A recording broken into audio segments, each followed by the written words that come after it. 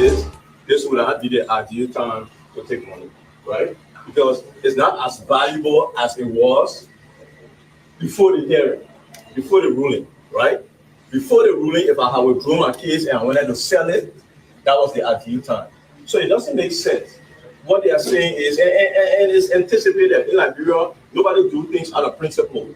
We sat there for 6 months, no pay, no nothing, nobody bringing any gas or anything. At the end of 6, 7 months, then you cannot say we took money. We could have taken money and spared the public.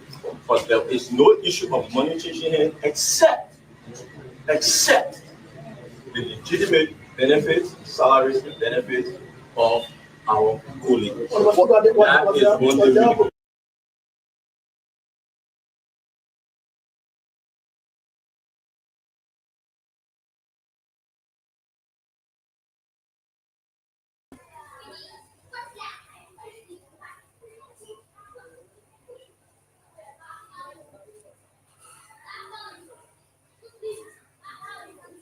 Mr. Pewee, how you doing there, sir? Can you hear me? Yes, I can hear you loud and clear. Great. We had some technical glitches there out of Monrovia, but I'm glad we are back. Hopefully, Councillor Japa and Honorable Nambi can sign back on. But we were in flight talking about the politics of Liberia. Ladies and gentlemen, do us a favor, please share the show. Tell someone to tell someone else. Send your comments in where you are calling from, where you're listening. There you go. Send in your comment. We'll read your comments. We'll have time for you to call in and ask your questions. Today is a topic about our Liberian politics, our Liberian constitution, our Liberian democracy. Basically, this is a no-hold bar. You can ask any question. Pewee will not accept the fact that you're thinking that you are attacking him or that you are attacking me. This is what we are here for. Exchange of ideas. I'm hoping that it will be more academic, but that's not always the case. We understand that. If you have issues, call in, send in your comments. We have a learned lawyer that will be coming talking about constitutional democracy, the law. We have a young man by the name of Ansu over here who himself is getting some education today. He only heard briefly about Kehleboe, but had no inkling as to who Kehleboe was. And then Honorable Pewee came in and gave us the landscape of who this dynamic politician was and his legacy in Liberian politics. This is what we were talking about. He was a businessman, a politician, but a wise man. That made him a political, when we're talking about a man who is politically transactional, that means he did what was best for everybody. He did what we call win-win. No, he was not only transactional, and that's what many of our politicians are, just politically transactional. But what he did was a combination of two major things, right? He was transactional and ideological. That's so if correct. if you're ideological and transactional, it's good. But if you're only transactional, people know you to be transactional, and something unfortunate, I want to believe that one part of the reason why I think this speaker didn't last long, he was a transactional speaker. And in your life, if you always people know you to be transactional, it's not a good thing to do. Right, you have to learn to be ideological, right? You have to stand for something, and it's not only the transaction. You get this, I got it, I go. No, but Kehleboe was above that. He was both transactional and very ideological. Great. And those of you who are into politics, being transactional is okay, but like you say, it has to be based on your own ideology. And it has to be a win-win. If the country winning, how will my decision affect the nation and generations to come? What would be my legacy? What would they say after I left the stage? Absolutely. So when we are talking about politicians, Kehleboe was a crafty one, and he was a tongue in the flesh of Victor Nambi, and Victor was in flight when we lost our power there. Mr. Nambi, welcome back, and educate us about your tormentor, the great Kehleboe.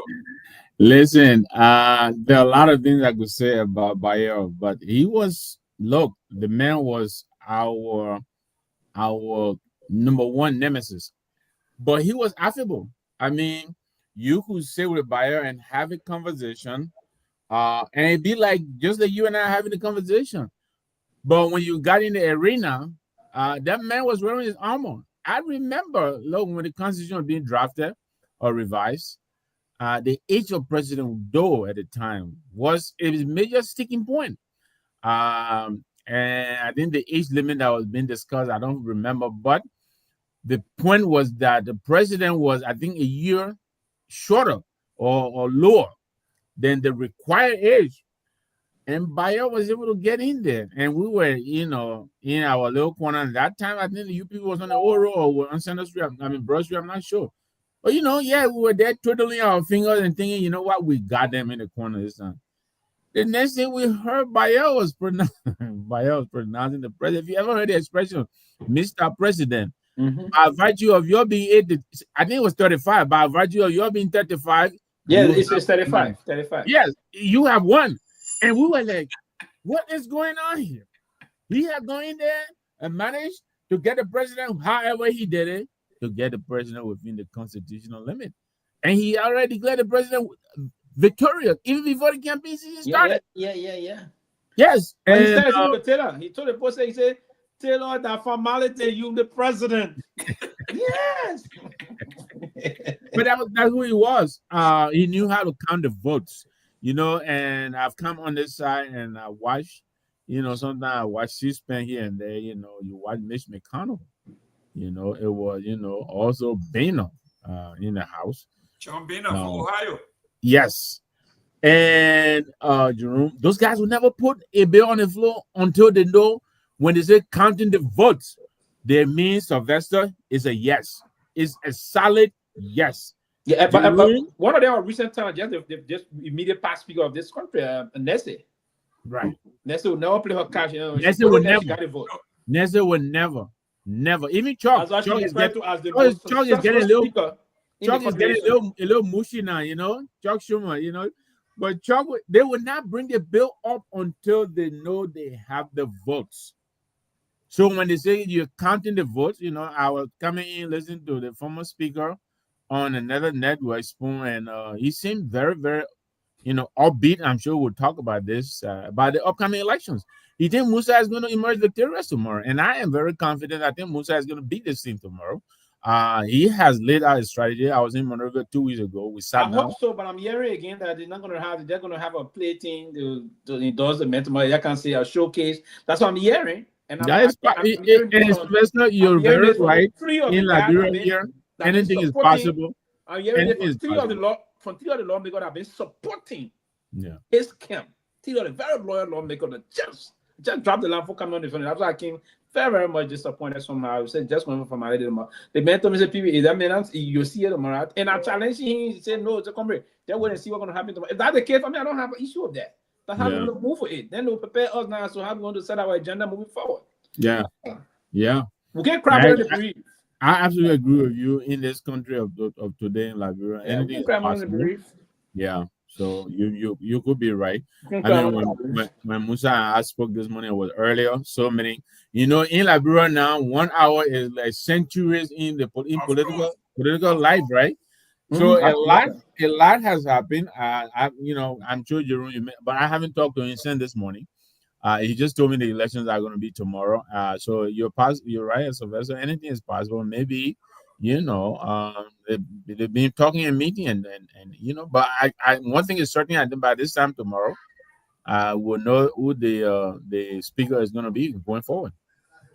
But yeah, so that was Kekura Bayok Poto for you. He will give you gasoline. You want? You ask you, Jerome, what do you want, my son?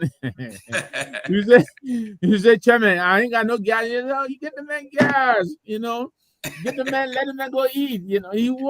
He was that kind of person, but he was a serious tactician. If you underestimated Bayok Poto, you did it at your own peril. Great. Ladies and gentlemen, let me reintroduce the show. We are up for a dandy. Talking about counting a vote for those who spend a lot of time around, congressmen around here. This thing they call the majority whip. just what that name says, Pewee, the majority whip. His job is to whip the numbers in line. His job is to go from office to office. Say you are a Democrat. Can you vote for this bill? You have to vote for this bill. And when you say no, they want to know why. You say, well, listen, if I vote for this bill, that my bridge to nowhere will be cut. Okay, we will put that bridge in there. You got it. You got it. What do you need in your district? You say, I need this, and listen, it's there. So that's their job. But once you make that commitment and you say your vote, when they are counting the vote, and you pledge, you say yes. Your yes has to be your yes. Yep. If not, you will be primary. You will lose money. So this is where we are when we talk about someone saying this is academic. Where they are now, they are counting their votes. Yeah. If you are in Liberia and you were in the vice president's corner, if I were the vice president, I'm not going to only take your vote. I'm going to take you all into Hotel Africa and lock you guys up. Tomorrow morning, I'll bring a van, put you in there, take you directly. Nobody taking a detour. No, but if you listen to the speaker, that's what they're doing right now. And he said they're camping. I mean, that's what it is. They are camping. They're making sure to stay in touch. I don't want to say keep tabs on, but see, my country, you had to carry lawmaker to camp to go break up the You kidnap them. Make sure you have to carry lawmaker. That's how slippery the poor are, Sylvester. You gotta hold. They say, I'm sure John Paul. Yeah. Don't let him. Don't let him. When I mention my ear, they say you go call the man doctor. You can't go to the doctor. Don't take it to the doctor. On his way to the doctor, he may detour. So, ladies and gentlemen, we're going to have a great time waiting for our lawyer, Mr. Japa, to come back on. But in the meantime, we'll be talking about the political landscape in Liberia. And I promised our folks I was going to read this letter. I have read a couple of resignation letters, but let me look at this particular one. It is from one of my real beloved President Richard N. Nixon, right? And this letter was dated August the 8th, 1974. He said, good evening. He was addressing the nation. This is the 37th time I have spoken with you from this office in which so many decisions have been made that shape the history of this nation. Each time I have done so to discuss with you some matters that I believe affected the national interest. And all the decisions I have made in my public life have always tried to do what was best for this nation, the United States. Throughout the long and difficult periods of Watergate, I have felt it was my duty to persevere, to make every possible effort to complete the term of office to which I was elected. In my past few days, however, it has become evident to me that I no longer have the strong enough political base in the Congress to justify continuing that effort. As long as there was such a base, I felt strong that it was necessary to see the constitutional process through to its conclusion. To do that otherwise would be unfaithful to the spirit of our deliberately difficult process and dangerously destabilizing the precedent for the future. We're talking about the future now, not just him. But with the disappearance of my base, I now believe that the constitutional purpose has been served. and there is no longer a need for the process to be prolonged. I would have preferred to carry through to the finish, whatever the personal agony it would have involved, and my family unanimously urged me to do so. But the interests of the nation must always come before any personal consideration. From the discussions I have had with congressional and other leaders, I have concluded that because of the Watergate matter, I may not have the support of Congress, that I will consider necessary to back the very difficult decisions and carry out the duties of this office in the way the interests of the nation will require. I have never been a quitter. To leave office before my term is completed is opposed to every instinct in my body. But as president, I must put the interests of the nation first. America needs a full-time president and a full-time Congress, particularly at this time with problems we face at home and abroad, to continue to fight through the months ahead for my personal vindication will almost totally absorb the time and the attention of both the president and the Congress in a period when our entire focus should be on the great issues of peace abroad and prosperity without inflation at home. Therefore, I shall resign the presidency effective noon tomorrow. That's Richard Nixon. When you read this speech and you listen to this speech, everything that this man said, everything that happens to Liberia, it is right here in that paragraph. I could have fought on to the constitutional conclusion. I could have soldiered on to protect my interests, but I had lost my base. And standing on the constitutional fight on would be selfish, and it would mean absolutely nothing to the nation but myself. Upon that, tomorrow noon, I shall vacate the office of the presidency and let the country move on. Mr. Victor Namwe, this is why we talk about the closing argument. We are not talking from the top of our head. We are talking about precedents. We are talking about history. We are talking about juxtaposing what happened today to what has happened in history. And we got a letter here that could have been read. If you took out the United States, you could have put Liberia in those spots. And this is particularly what happened today in Liberia. Your take? Yeah, I mean, this is some of the stuff that leaders are made of. I thought you were going to also bring out the parting words of Charles Gunge MacArthur Taylor. I mean, say whatever you may, I would never offend, but the guy was an orator. He knew how to string words together. I believe when he was leaving, what did he say? God willing, I shall return. I'm sure those were his parting words that he left with us. But yeah, usually these leaders, when they're exiting the stage, they don't want to leave you feeling downhearted, or depressed. Yeah, they will leave you parting words that will keep you upbeat, to stay in the fight. They want to make sure your skin is still in the fight. As Speaker Kofa's letter, it was pretty brief. But he made some comments in there, like you read, I believe he affirmed the fact that the rule of law won in Liberia. And I believe in the saga, I think the rule of law won. Kofa may have exited the stage. I've read various commentaries about, him being a coward and him quitting and all of that. What else was there for him to prove? I think he's probably proved what he needed to prove.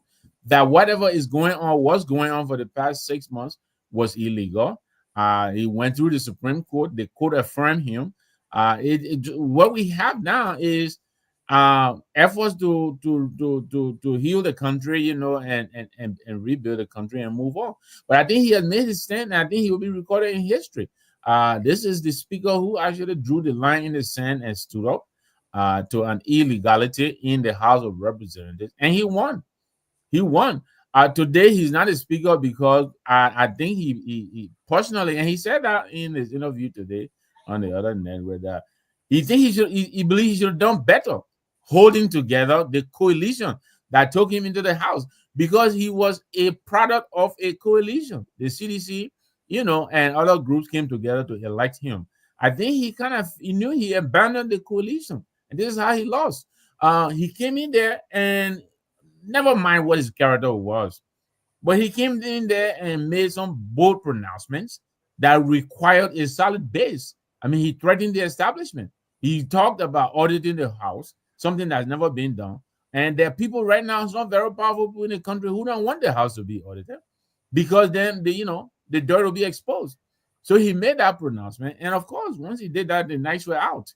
And he is saying, he probably should have waited a little bit more, solidified, his coalition before making this move. He also indicated that the fingering of the budget, which we saw with the previous budget with the 700 something, 743 million, that budget we know it was fingered.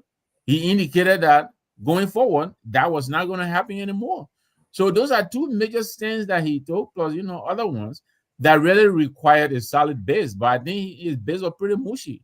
He wasn't solid enough, so he was a little bit ahead of himself. And this is lesson learned. But I think he has indicated to the Liberian people that the illegal removal of speakers, I think the day has come when that is over. And I doubt if we're going to see this again. Then, of course, Musa, who is one of the candidates, has firmly indicated that they intend to make sure that the laws are revised so that this kind of thing is not allowed anymore in the House. So if we were to emerge speaker tomorrow, I think this is going to be one of his crusades to reform the rules of the House, so that this vagueness that we experience lately, where people can refuse to go and assemble somewhere, it's not clear how they can be compelled to come under the gavel of the sitting speaker, all of that, so that it can be made clearer. I think there is a need for that, so we'll see. Great. Pewee, let me read the former speaker's letter, and then we can juxtapose. This what we are going for. We went from August 8th, 1974 to May 12, 2025. And it says here, Honorable Medre Sayan, Chief Clerk, House of Representative, National Legislature, Capitol Hill, Monrovia, Liberia, letter of resignation. And it says here, Dear Honorable Sayan, please inform the members please inform the members of my resignation from the office of Speaker, effective 12 noon today, in accordance with the Constitution and our rules. Deputy Speaker Thomas Fallard will become presiding officer and acting Speaker until a new Speaker is elected. Please convey to the members my warmest regards and deepest gratitude for having elected me to serve the Liberian people in this capacity. Respectfully yours, J. Fonati Kofa, Councilor at Law, Representative Grand Crew County, District Number 2. Very short, one and a half paragraph, 5 lines, not as detailed as Richard Nixon's, not as philosophical as Richard Nixon, but it was very simple. I have resigned. But the catalyst in that is, I am leaving, and as per the Constitution, Thomas Fallard, my deputy, will become the interim speaker until election is being held. That's the constitutional mandate that he put in there, and I thought he made his stand. Honorable Pewee, your take on this letter? You are muted. The time passed. I said, basically, I didn't just want to actually go deeply into this process and again moving forward. But we have to, I don't want to say constrained, I will have to get into this discussion on the most serious note. Yes, so I think the letter, the word, the other thing, the fact that it was predicted that he was resigning on a particular time, that's why it's troubling for me, right? Meaning, there I'm a little concerned. There's not a difference from what happened almost 7 months now, up to now. He should have done this maybe in November last year, or before the end of October last year. Should have done this. Should have done this before the time. Nothing's changed in the whole thing. Nothing. Now the fact that he said the quote he wouldn't be and leave the letter. Immediately after the letter, he has a press statement. He spoke to the press. He said he can't be in a position where he's not getting the benefit and all of the laws that come of the position. That's one. When did you realize this? Did you realize it today? Or did you not realize this 3, 4, 5, 6 months ago? Right? But again, and that's why we have to be ideological. If we stand our ground, this kind of a practical thing is important. Part of the reason he also gave for his resignation is that 60 of his staff were not being paid. He has 60 person in his office, 60.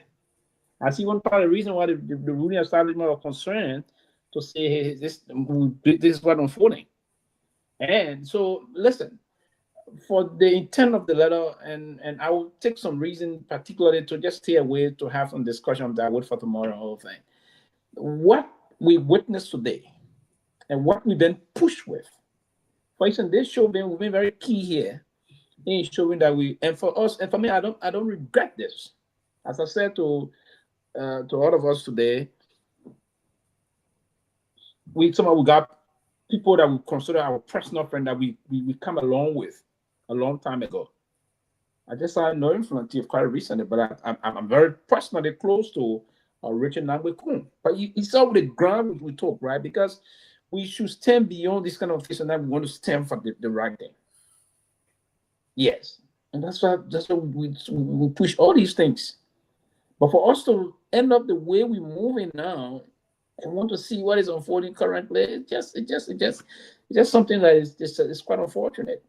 It's quite unfortunate to say that we have to do this for the process of the rule of law and process of this. I get it.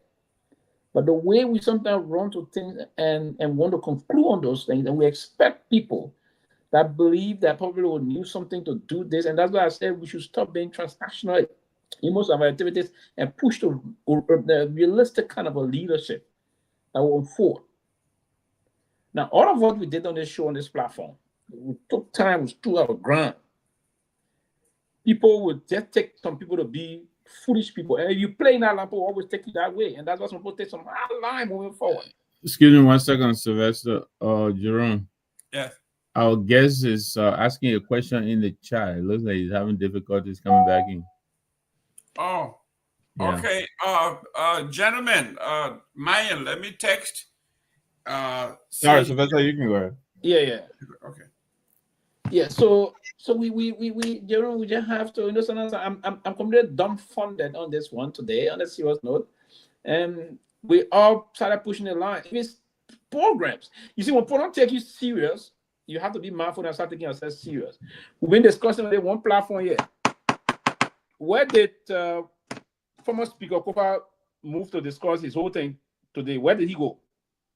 Did he consider this platform? Well, you got a good point. I mean, some of us, where's the good point, Mr. Name? We know the point, the question you're asking. Yeah. Where did he go today? Where did he go? So in the chat there, when they want to on the show, they want to certain people come on the show saying something. Okay, there have been a lot of things unfolding before. Where did he go? You asked that question in the chat room, and I think the powers that be said to you that there was some logistical complication. I don't know. There's nothing of such. When the first thing happened, where he went to the same show. Yeah. But we use this platform to defend that show. Then we use this platform to do that. That's nonsense. In some cases, and people will say things, people will say this, on. Now, where did he go? But again, for me, that's not my concern. I just want to wait till tomorrow to see what happens tomorrow unfold. Then we'll all begin to see how we can move forward. Yeah. That's another thing I want to say for now. But the whole thing about wasting time on people doing that thing, they're saying you put yourself on the line and they're going to beat this on it. We're not looking for people of such. It's quite unfortunate that we have to waste our time on all these things. But I feel after tomorrow, before the end of this week, I will make a straightforward pronouncement as to how I intend to engage the politics moving forward in Liberia. But I want to wait for them tomorrow until we see. If our political leader is elected speaker, maybe it will help to change. It will change my mindset as to how I intend to engage.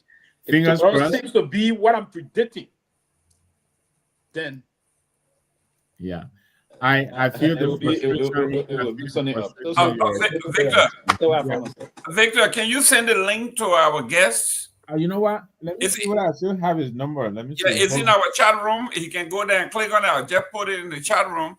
Okay. And if you want to send it to him, probably we can. But Pewee, talk to me here. You have been in the on the battlefield, several battlefields. Yeah. Do you feel our general left the men on the field and surrender? Not only surrender, but what happened was the cut supply lines. Yes. Anyone has a question? The cut supply lines. The cut supply lines. Not only that the left field in the field abandoned. Somebody will do if they abandon, they will let the supply chain, the logistical supply chain to flow. But this supply line was cut, and then you abandon. It's a combination of the both. If a general did that, what would be his charge? That is treasonable. Treason. That's what I'm looking for there. Ladies and gentlemen, that is the highest crime. That's treasonable. That's correct. I'm very disappointed. Listen, if we're going to have this thing in the middle of maybe November, December, early December, January for this thing to happen, but the former speaker needed to understand that he was going to go. And the same thing I came on the show, I said, hey, this thing, we're not going to end this thing this way somehow. So resign. He said, no, they can't resign. They were resigned under the circumstances that was now controlled and completely, systematically controlled by the ruling establishment in terms of when he would resign, what time, exactly stated the time he would resign. After those kind of things, then you come and tell us that this resignation came because you felt you're not getting the benefit of the office of the speaker. You stop getting the benefit of the office of the speaker since November. It didn't make any sense to me for anyone to think, you see, sometimes these kind of a demagogic attitude, people try to meander through the system. It's difficult, and it's not all the time that you fool some people sometime, but you cannot fool all of the people all of the time. So it's a difficult process to find yourself navigating through at this time. That's a good question you asked the general. And the general have to do that because in the military, there's strict fire regimentation.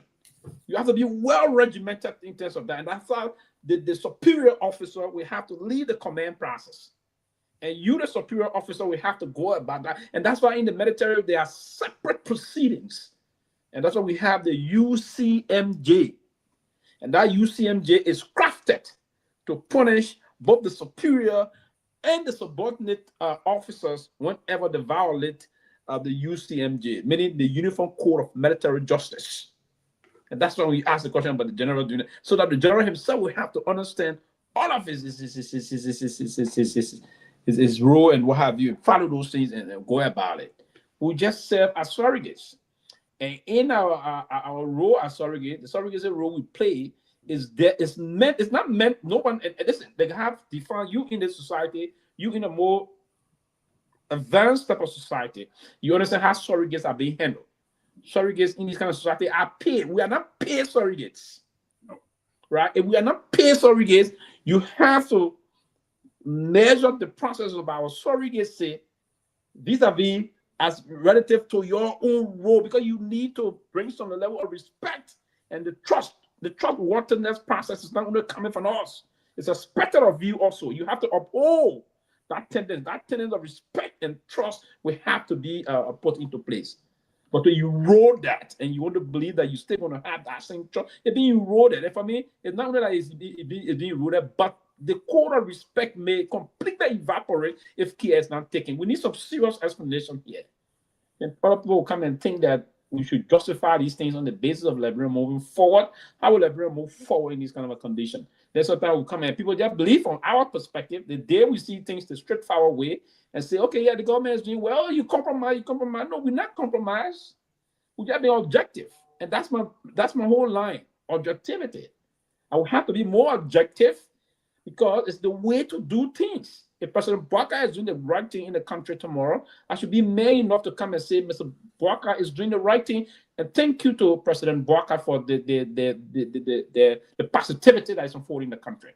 If President Bouakai is not doing the right thing, we come and criticize. But part of the process of criticizing the leader is to proffer some solution and say, Mr. President, this is the way to do it. This government, this is the way to go about it. And that's why we should be constructive. But we put ourselves in the construct of trying to honor our own activity, our own baseline that we tend to move through. It's a problem. Another people want to sit there and believe that, no, you don't say this. Because certain group of people believe in from their own personal self-aggrandizement. Believe that those are things that are growing true. And that's one of the reasons why the struggle cannot continue. And if the struggle will have to continue unabated, we have to change from this kind of a tendency. We have to change from this kind of a unscrupulous attitude. People will have to do things scrupulously. Other than that, we have a problem. That's why I will stop today and be moving forward. The process is that I believe there's a need for some UCMJ investigation for the general to know if the general is actually treasonable. That's correct. That's correct. There's a need for to do that. That's correct. And let me see if I can call Monrovia and see if the political leader of CMC is available. If he can come and give us a brief update, if possible. Anyone that we can get in Monrovia.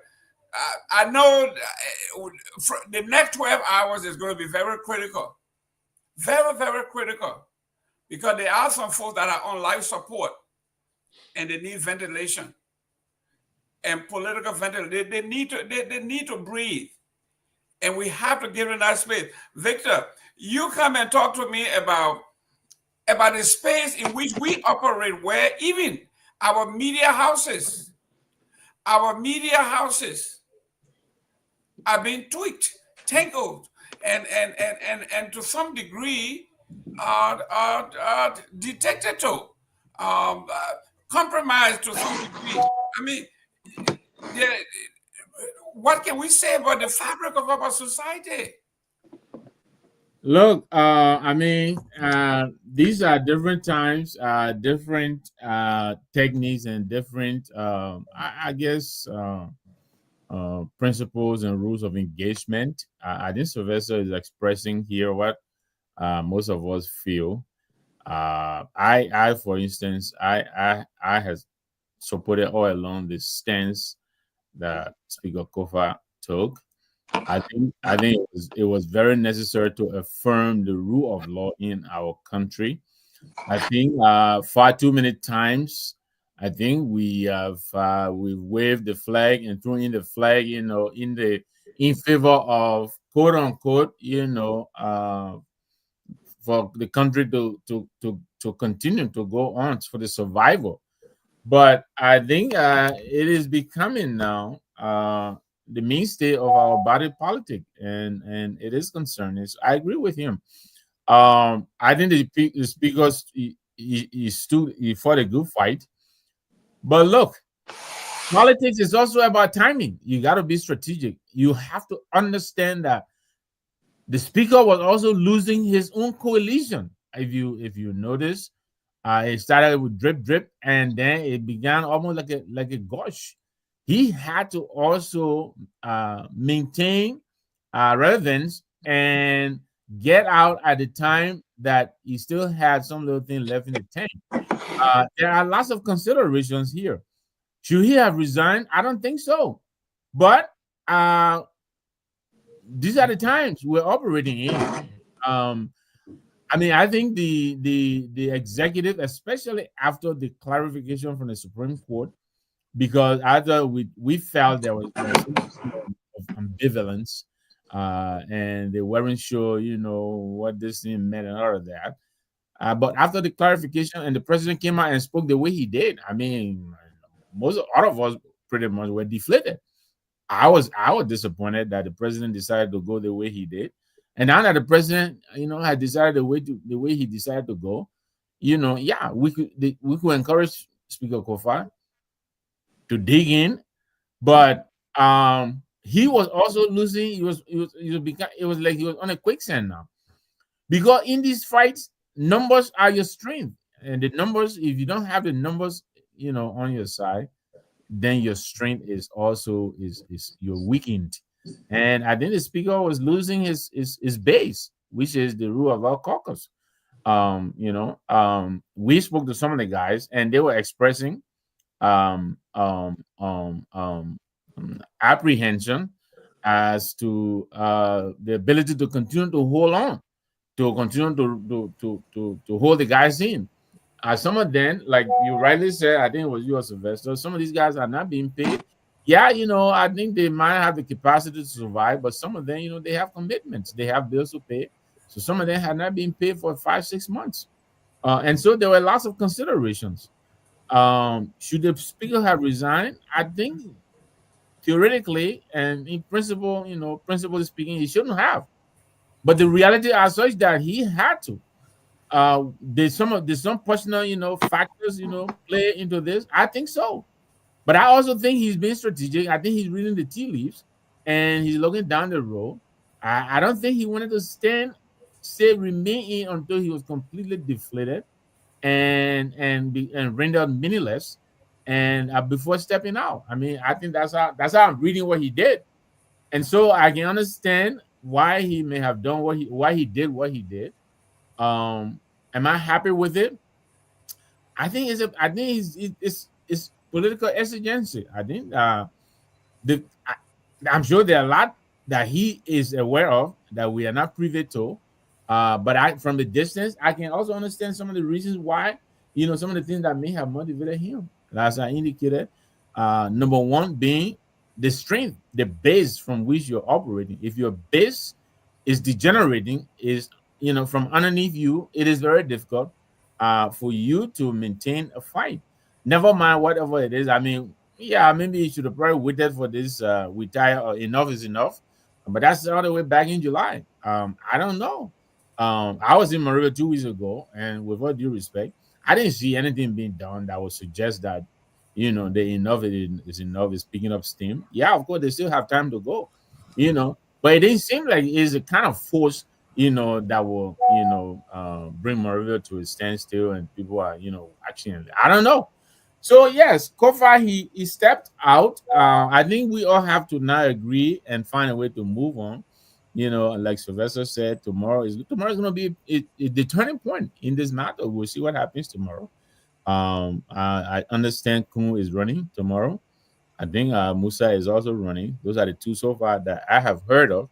I don't know if Thomas Fowler is going to run as well, but we'll see tomorrow. Maybe around this time tomorrow, we'll know who. No, Fowler is not running. Okay.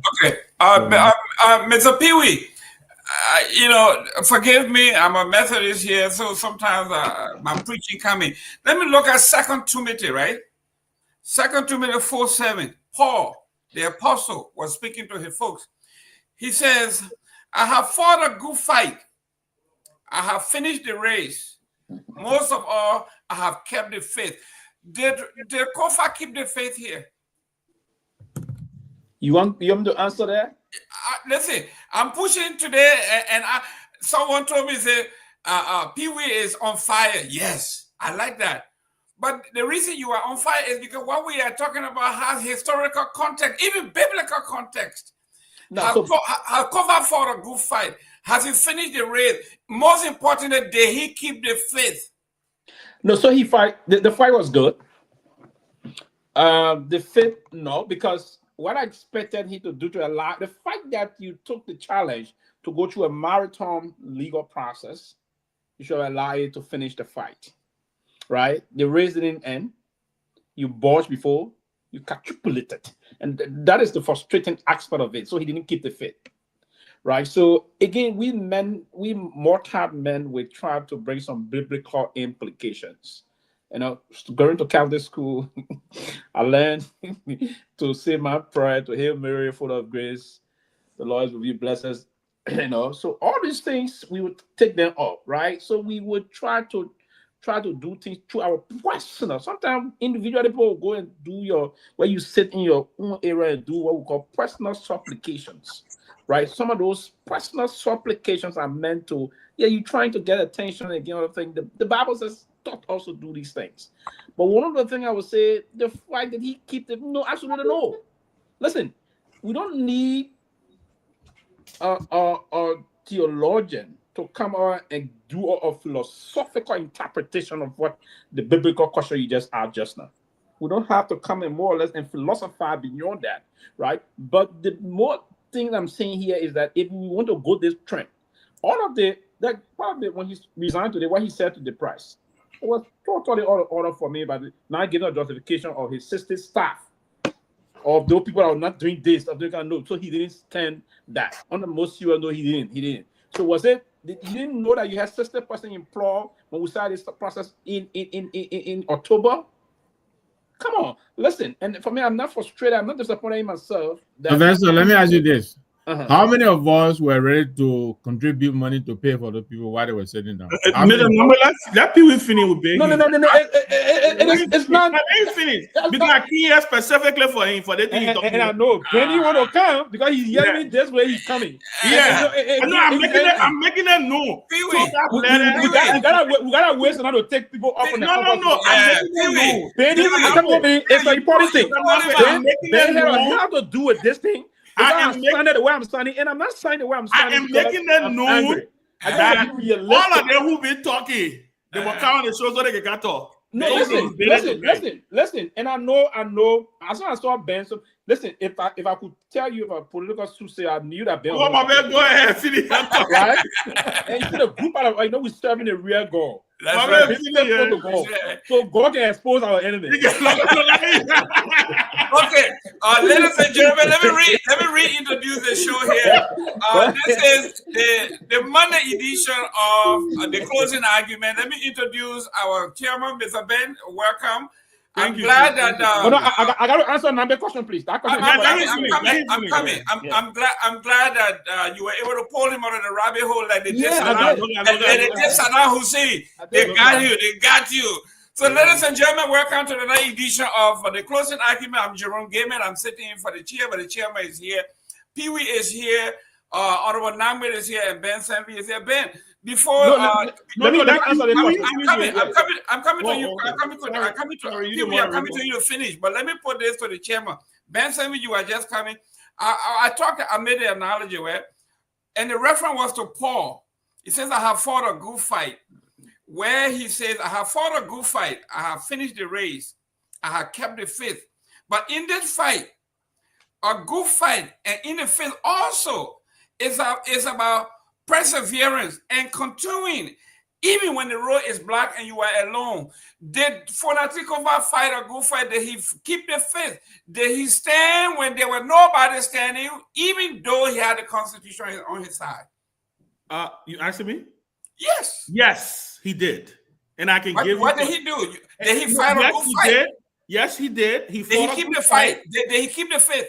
Yes to all your questions you asked. Let's yes go. To all your questions, but I will let people finish so I can have ample time to explain to you why I believe that he did what he had to do, and this was the moment where he had to exit the stage. Pewee, your turn. Go ahead. So let me answer this, Mr. Nyenwolo. I believe he started a good fight, but he didn't keep the faith, and I ended on that, right? But I will come to Mr. Nyenwolo quickly and here.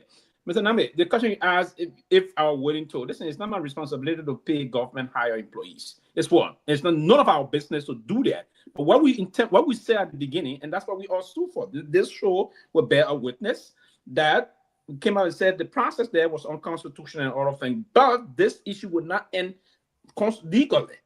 It would not end legally. It's going to be a difficult process to end legally. So it's time that he threw in the towel. There was a time that came, time to time calling him to throw in the towel. It didn't materialize. Despite I said he was on the side of the law, right? And so we came on time to time and we created our space.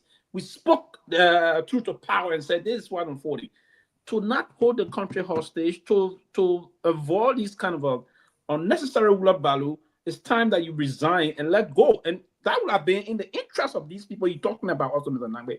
These 60 staff, his personal 60 staff, and also his comrades and colleagues that was also in the struggle with him. That's what I said. Nothing changed here. The same thing that's just like the only thing we drag on. We came on to a point, we drag on, and when you won the process, and then he said this is an appropriate time to leave. What makes this appropriate? It's not an appropriate time to leave. It's a sign that you are left October in. It's a sign that you are left November or December, if you will. It's a sign that you are left. So to leave now at this stage, and my own disappointment is not about he leaving now, is to leave now after it was predicted by people within the state structure. The state, there's a state mechanism here controlling his departure. This is pathetic. It's sad. It's a sad day for our struggle for the rule of law and the rest of that. If his leaving at this stage will be determined, and now yes, one of the determination process has been moving around. It's not only reverberating around Monrovia, but it's also reverberating on the very closing argument that potentially tomorrow will be the end of what the guy predicted. They say, hey, Kun is going to remain, this person is going to. Why do you think they are already confident? They even saying citation confidence, saying that even people that were signing with him now informing us that, comrade, you don't waste time. That man going to be before tomorrow alone in the bureau at 4 o'clock. You're going to hear he's going to be the speaker. And why is it that you have to do it this time? That's my own frustration. That's the point that many people will not understand. But again, yeah, we will have in the struggle. We will all be in the struggle collectively, but we may have different agenda. We have sprinkled agenda, and some of the agenda don't go. We, the New Progressive Agenda, the agenda is our mantra is in the interest of the mass base of the people of our country. We should protect the interest. We should be ideological, not all the time. Sometimes. Let me ask you, Sylvester, and before Chairman Ben comes, before you pass it on, Sylvester, give me a scenario of your ending. What would be a successful ending to this stalemate? My scenario of my ending to this stalemate. In your view. In my view, yes. In my view, to ensure that there should be an agreement that I will resign, and the presiding, either there will be a speaker pro tem to push out the election, or the. But that is Kofa though. No, I mean that is Fala though. I come in. There should be a timetable. Yeah, that's come in. Okay. The process is that you preside, you move it. Now listen, let me say this to us. The guys came and blatantly said, the guy came and said to us, Kofa will never preside. The Supreme Court said you are the legitimate speaker.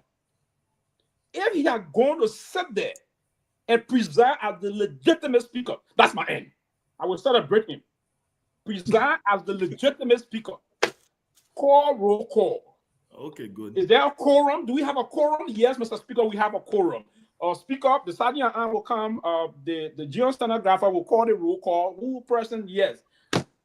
The Honorable Chief Clerk of the Honorable House will turn to the Speaker. Mr. Speaker, in session is this and that. We have quorum for business. Mr. Speaker, quorum for business. Speaker, now he gobble, boom. Quorum for business. After that, then the Speaker leaves. Okay, now there's the kind of motion for this. When the John Speaker leave, call a press conference. Ladies and gentlemen, I'm pleased to resign. I would have been I get that. Let me ask you this. Did you hear that Kun also resigned today? I don't know from what, but he resigned today. Did you hear that? I didn't hear that. I didn't hear that. Okay, so to resign from I come on. You'll get some time. The reason I'm asking that is this. Mr. Name, 1 minute. Where Kun resigning from?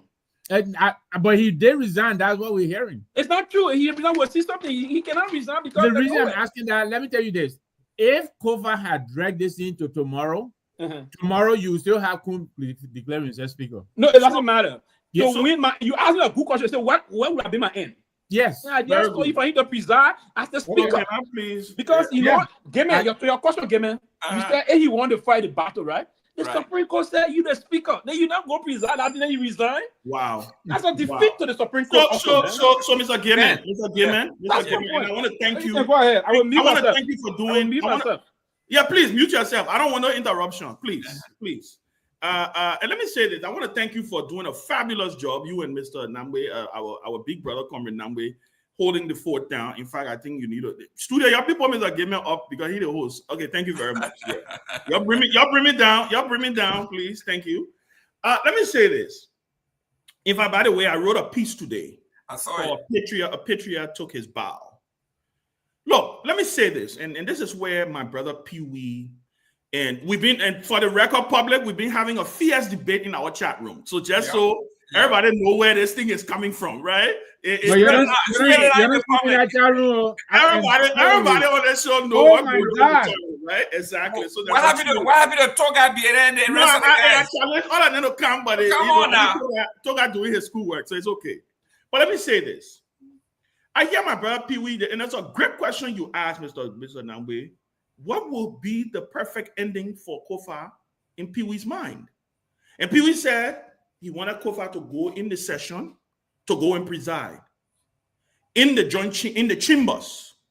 Pewee, the chambers where Richard Coon put Iron Gate on, the chambers where Richard Coon, aided by the executive. You know, look, let's Liberia is a very important, it's a strange country. Peculiar. In a country where you pile so much pressure on the person who is fighting for the rule of law, and you give the illegal person, the one who has impersonated for 7 months, you gave him a pass. You gave him a pass because it's easy. It's sexy to give him that pass. What Kofa did today, Kofa brought this thing to a logical conclusion. He had no other point to prove. And I disagree. This is not like Edwin Snow, nor Alex Tyler. This is not. Kofa went to the Supreme Court. The Supreme Court rendered an opinion in November. They said ultra-virus. Every human being who can read and write, all you had to do was to Google. If you can speak Latin, all you had to do was just Google what's the meaning of ultra-virus. That's all you had to do. My daughter is 11 years old. She can Google and she can find ultra-virus meaning. Ultra-virus meaning what you are doing is not right. It's illegal in the layman term. We came on different platforms and in the political sphere in the country, and we debated. Everybody interpreted what ultra-virus mean. Some people said it was judicial avoidance. Some people used all kinds of things. Kofa made another determination. Kofa and the rule of law. Because I don't want to make the thing a jail about Kofa. Because there were other good men and women who stood up also. They made a determination. You know what? We are going to go to the court to seek a bill of information. Court, that thing you told us, for some reason the country has amnesia. You don't understand what ultra-virus means. Please break it down for us. Since we are a country that we can't read. Since we are a country where it seems like we're acting like people not educated. So please break it down for us. The Supreme Court came out, guys, and said, everything you guys have done is unconstitutional and is illegal. At that moment, what should have happened? We were in fact, on this show, Mr. Nambe said, Mr. Nambe even put his neck on the line and said, I have confidence that the right thing is finally about to happen. There was never a point about whether Kofa was going to continue as speaker or not. That was settled. He had lost the faith and the confidence of majority of his colleagues. The argument here was only about doing it the right way. That was the argument. He had a choice to resign. He chose not to resign because what would have precipitated that resignation?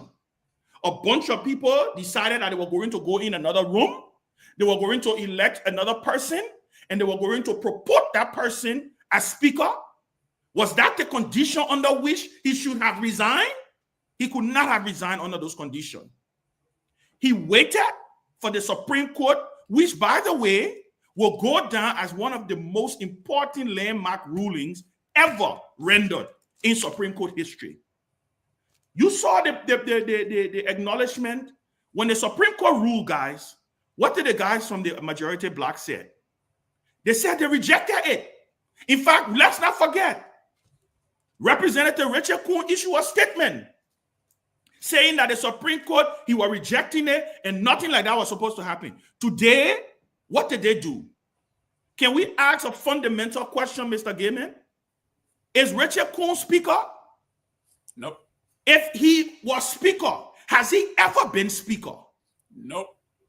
They acknowledge the receipt of the letter of resignation. They are calling for new elections. Yep.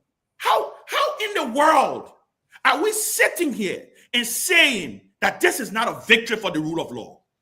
How in the world are we not pioneering and thanking for Nanti Kofa and saying for once someone stood the ground? I don't even want to talk about the executive. You know why I don't want to talk about the executive? It's because the people, we the people, made a determination that we will hold Kofa to a higher standard than the people who were breaking the law.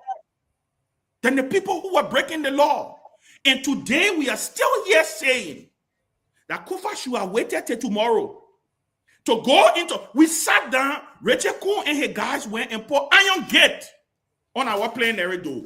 Nobody said anything. We saw on TV the police brutalizing lawmakers. No one said nothing. We saw our Capitol building get burned to the ground. No one said nothing. We saw Richard Kuhn parade, travel with the president, acted like pass budget, did all the things that he did. We sat and we kept quiet. Today, this man has taken his bow, and then we say he should have continued. No, Liberia. This notion that we love to find heroes where heroes should not be found, Kofa has played his part. Tomorrow, what was inevitable will happen.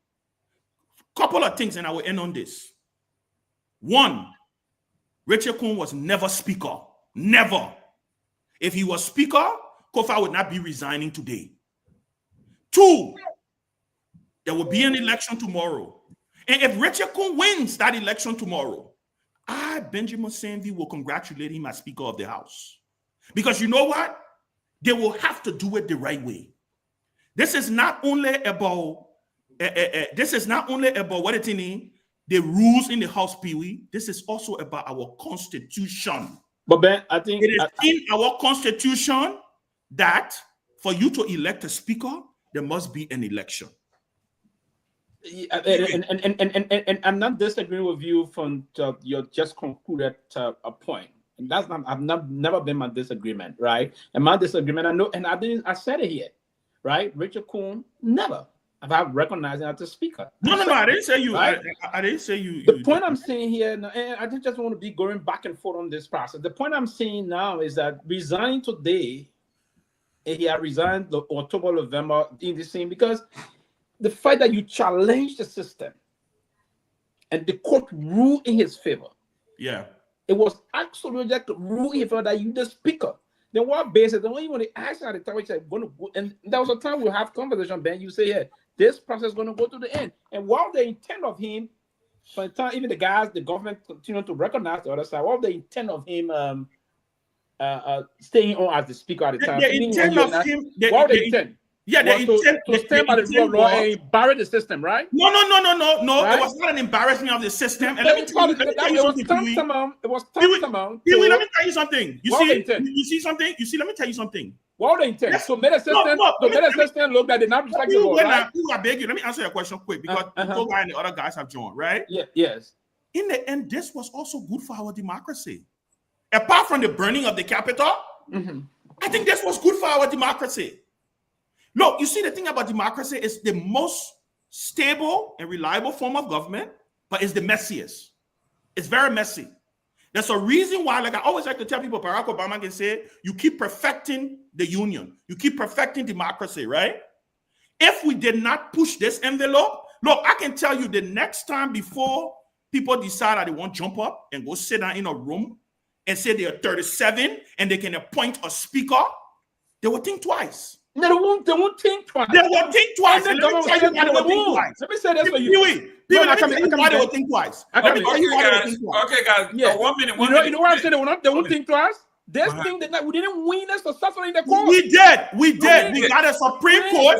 We did. Why do you think the government said to recognize another person? We did. We have a Supreme Court that render a clear opinion. Supreme Court? Did the Supreme Court process play out to the end? It did. Yes. It did. Yes. The Supreme Court. What else did you want the Supreme Court would say? When the Supreme Court process play, what did the president of the bureau say? Listen, guys. Is that what the Supreme Court did deal with the president? That's what I'm saying. We didn't tell you we should have. Are you blaming? The Supreme Court did their hard job. You blaming the Supreme Court and the president's action? I'm not. They hold the president accountable. The blame is on the executive and the president. But yes, they hold him accountable. Let me bring somebody else in. Now for aiding and abetting the process also. That's correct. Ladies and gentlemen, thank you for tuning in for this great debate. This is the closing argument with me. The diplomat, ultimate diplomat, Mr. Pewee. We got Ben Sanvee, the chairman here. We got Victor Nambe. Honorable Victor Nambe is the Northeastern Regional Chair for CMC USA. And with me is Mr. Siliki Kroman from all the way Kagame boy. He's over there from Rwanda. And then all the way on the other side of the earth is my homeboy from our lower Buchanan City. What Toga is it? Toga, where you in? Is it Malaysia, I think? What country are you in? Singapore. He's in Singapore. Oh, you're in Singapore? Oh, wow. Yeah. One of my favorite countries. Yeah. After you want to put it somewhere, you know what I'm saying? You coordinating enough all the way from Singapore. Don't worry. Kopa resign and make tell you where he is. Kopa resign. A week ago, ladies and gentlemen, a week ago, there was a press release that Torgbean is now the official PR. Is that why we're here to discuss, Mr. Gimme? All. But listen, okay, I gotta introduce you now. You got a new title. Okay, go ahead. You are not an objective person now. You work for an entity. So Torgbean is now the spokesperson, PR propagandist for STAN. And Mr. Siliki here, I guess he's in school, he's a student. Mr. Siliki, I just read, I did some research and I read some of the great resignation speeches around the world. And two that came to mind was the one in Great Britain and then Richard Nixon, August 8th, 1974. Maybe you're going away, but you can't go about Chancellor, wonderful speech he gave you. Oh, okay.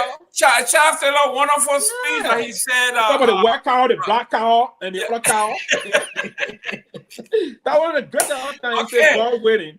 So we're adding the third speech.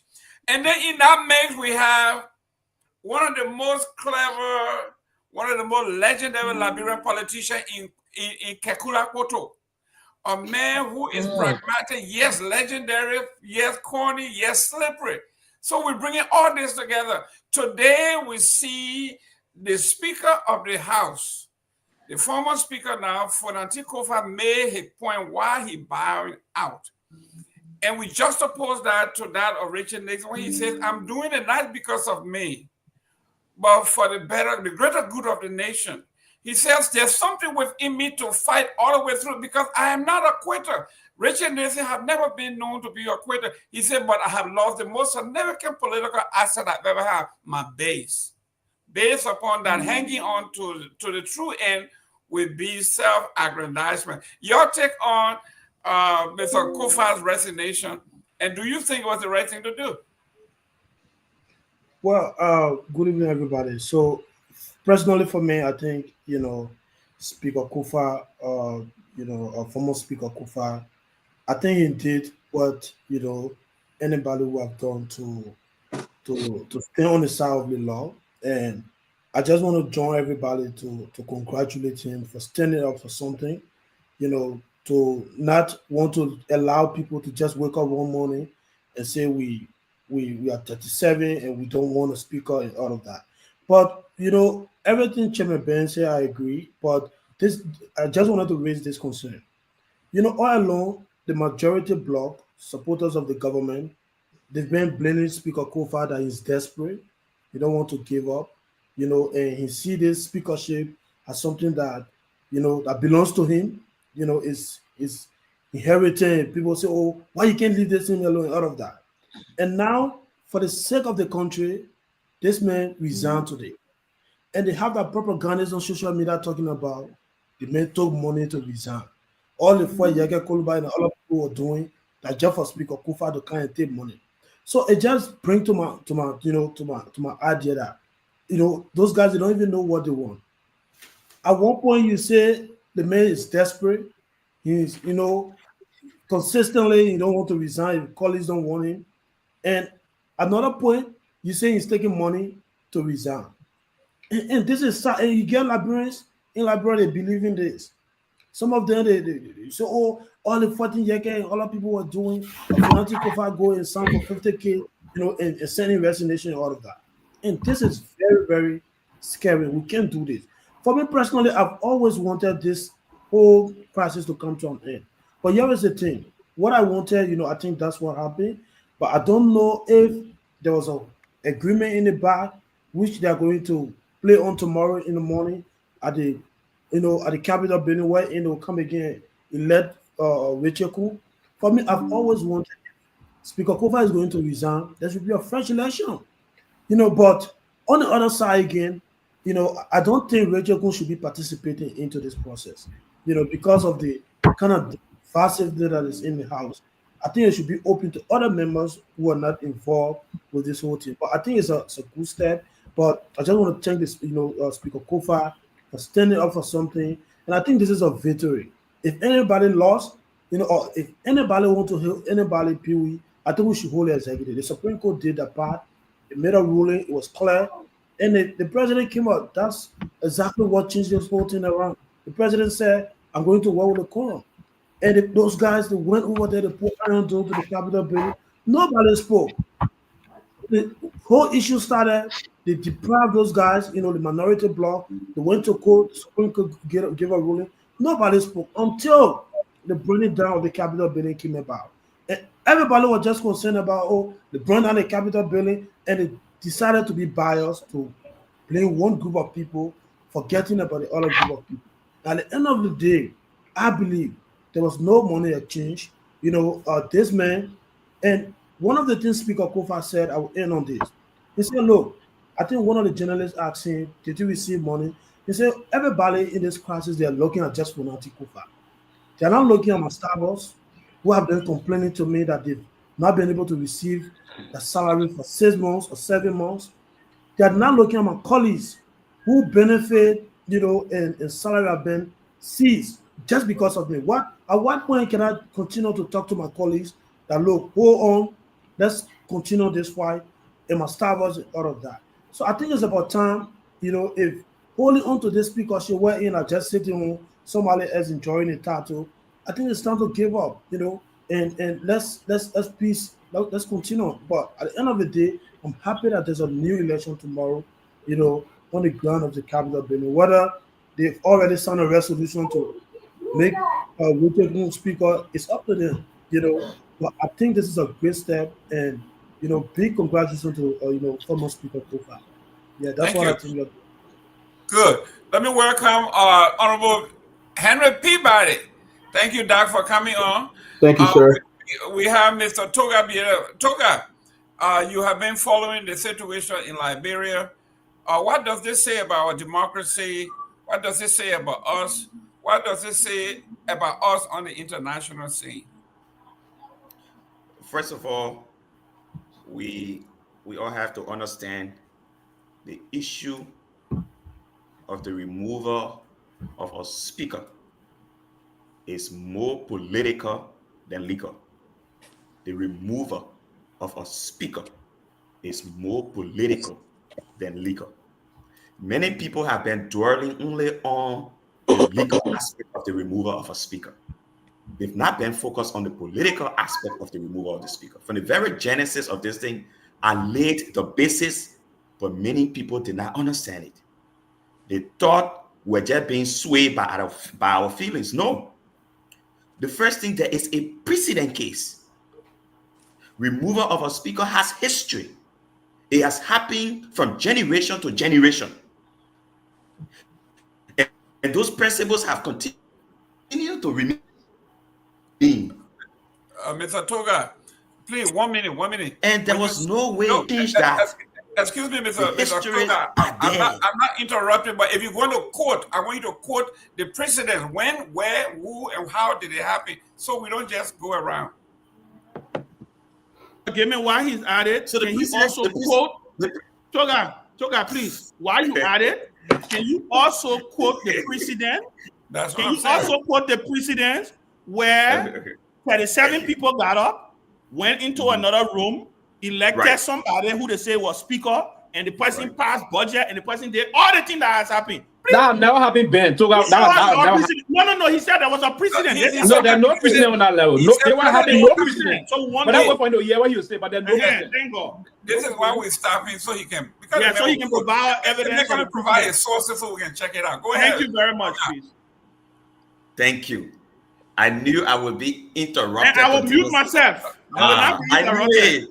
I knew I would be interrupted continuously. There's a conversation. Here's the issue. Here's the issue. Here's the issue. First of all, I will take you to the Edwin Snow saga. Okay. The Edwin Snow saga, you had the House of Representatives divided in two. In fact, there was a block that went to Unity Conference Center. The legitimized Unity Conference Center, they legitimized that terrain as a capital to make sure that both the Senate and the House of Representatives were sitting in the same capital. It's a law. We understand that. They legitimized Unity Conference Center. Now, where Kofa blundered, I think the resignation is belated, and Ben Sanvee and many of you should be very embarrassed about Kofa's action. Kofa had a time to redeem his block. Kofa had a time to still control the House of Representatives. He refused. I think that was being selfish, and this is what you need to tell the public. What is that time? When Edwin Snow knew that he no longer had the majority, he resigned. But he made Tyler. In fact, Edwin Snow at the Unity Conference Center sat in a car, the guys went to vote, and he was sending text messages around, and Tyler won. Tyler was never an Ellen Johnson Sirleaf ally. No. That was the reason Ellen Johnson Sirleaf cemented the Liberia Action Party and the Unity Party. And many of you here remember that. Because Ellen did not have control of the House of Representatives. Tyler was never a confidant of Ellen. He was never a Unity Party partisan. He came from the lab. What did Kofa do? Kofa is only resigning after he has properly negotiated for he and his bloc, placed the Liberian people in a position that they are a pawn now in a game of chess. Wow. I mean, this is the time Kofa is resigning after several months when he got less than 10 persons sitting down behind him and say they're now able to. They're going to embarrass Musa Ability tomorrow. What is going to happen tomorrow is a reaffirmation of Kun as speaker. Nothing else is going to happen tomorrow. Is there going to be an election? Please. I'm asking that question. Will there be an election? Reaffirmation. No, okay, so there's no election, but the report say fresh elections. Will there be an election?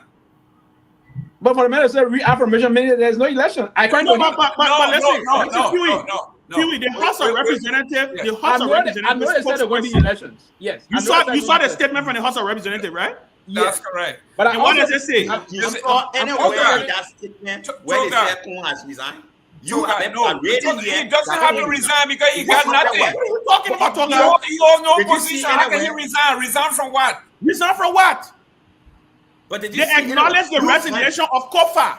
How can they acknowledge the resignation of Kuntu? No, let balance this here now. I mean, let balance it. Toga got a point here. Now, Kun is there sitting in the speaker office. Kun is having all of the. Have they not come out? Yeah, but certainly that doesn't make it illegally. Listen. Charles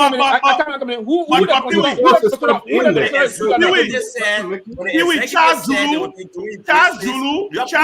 sat in the president's office But when I we are not going to operate here in this sort of distraction. Listen. Okay, wait. No. Go ahead. I want to give an example. Toga, we coming to you. Don't worry. Go ahead.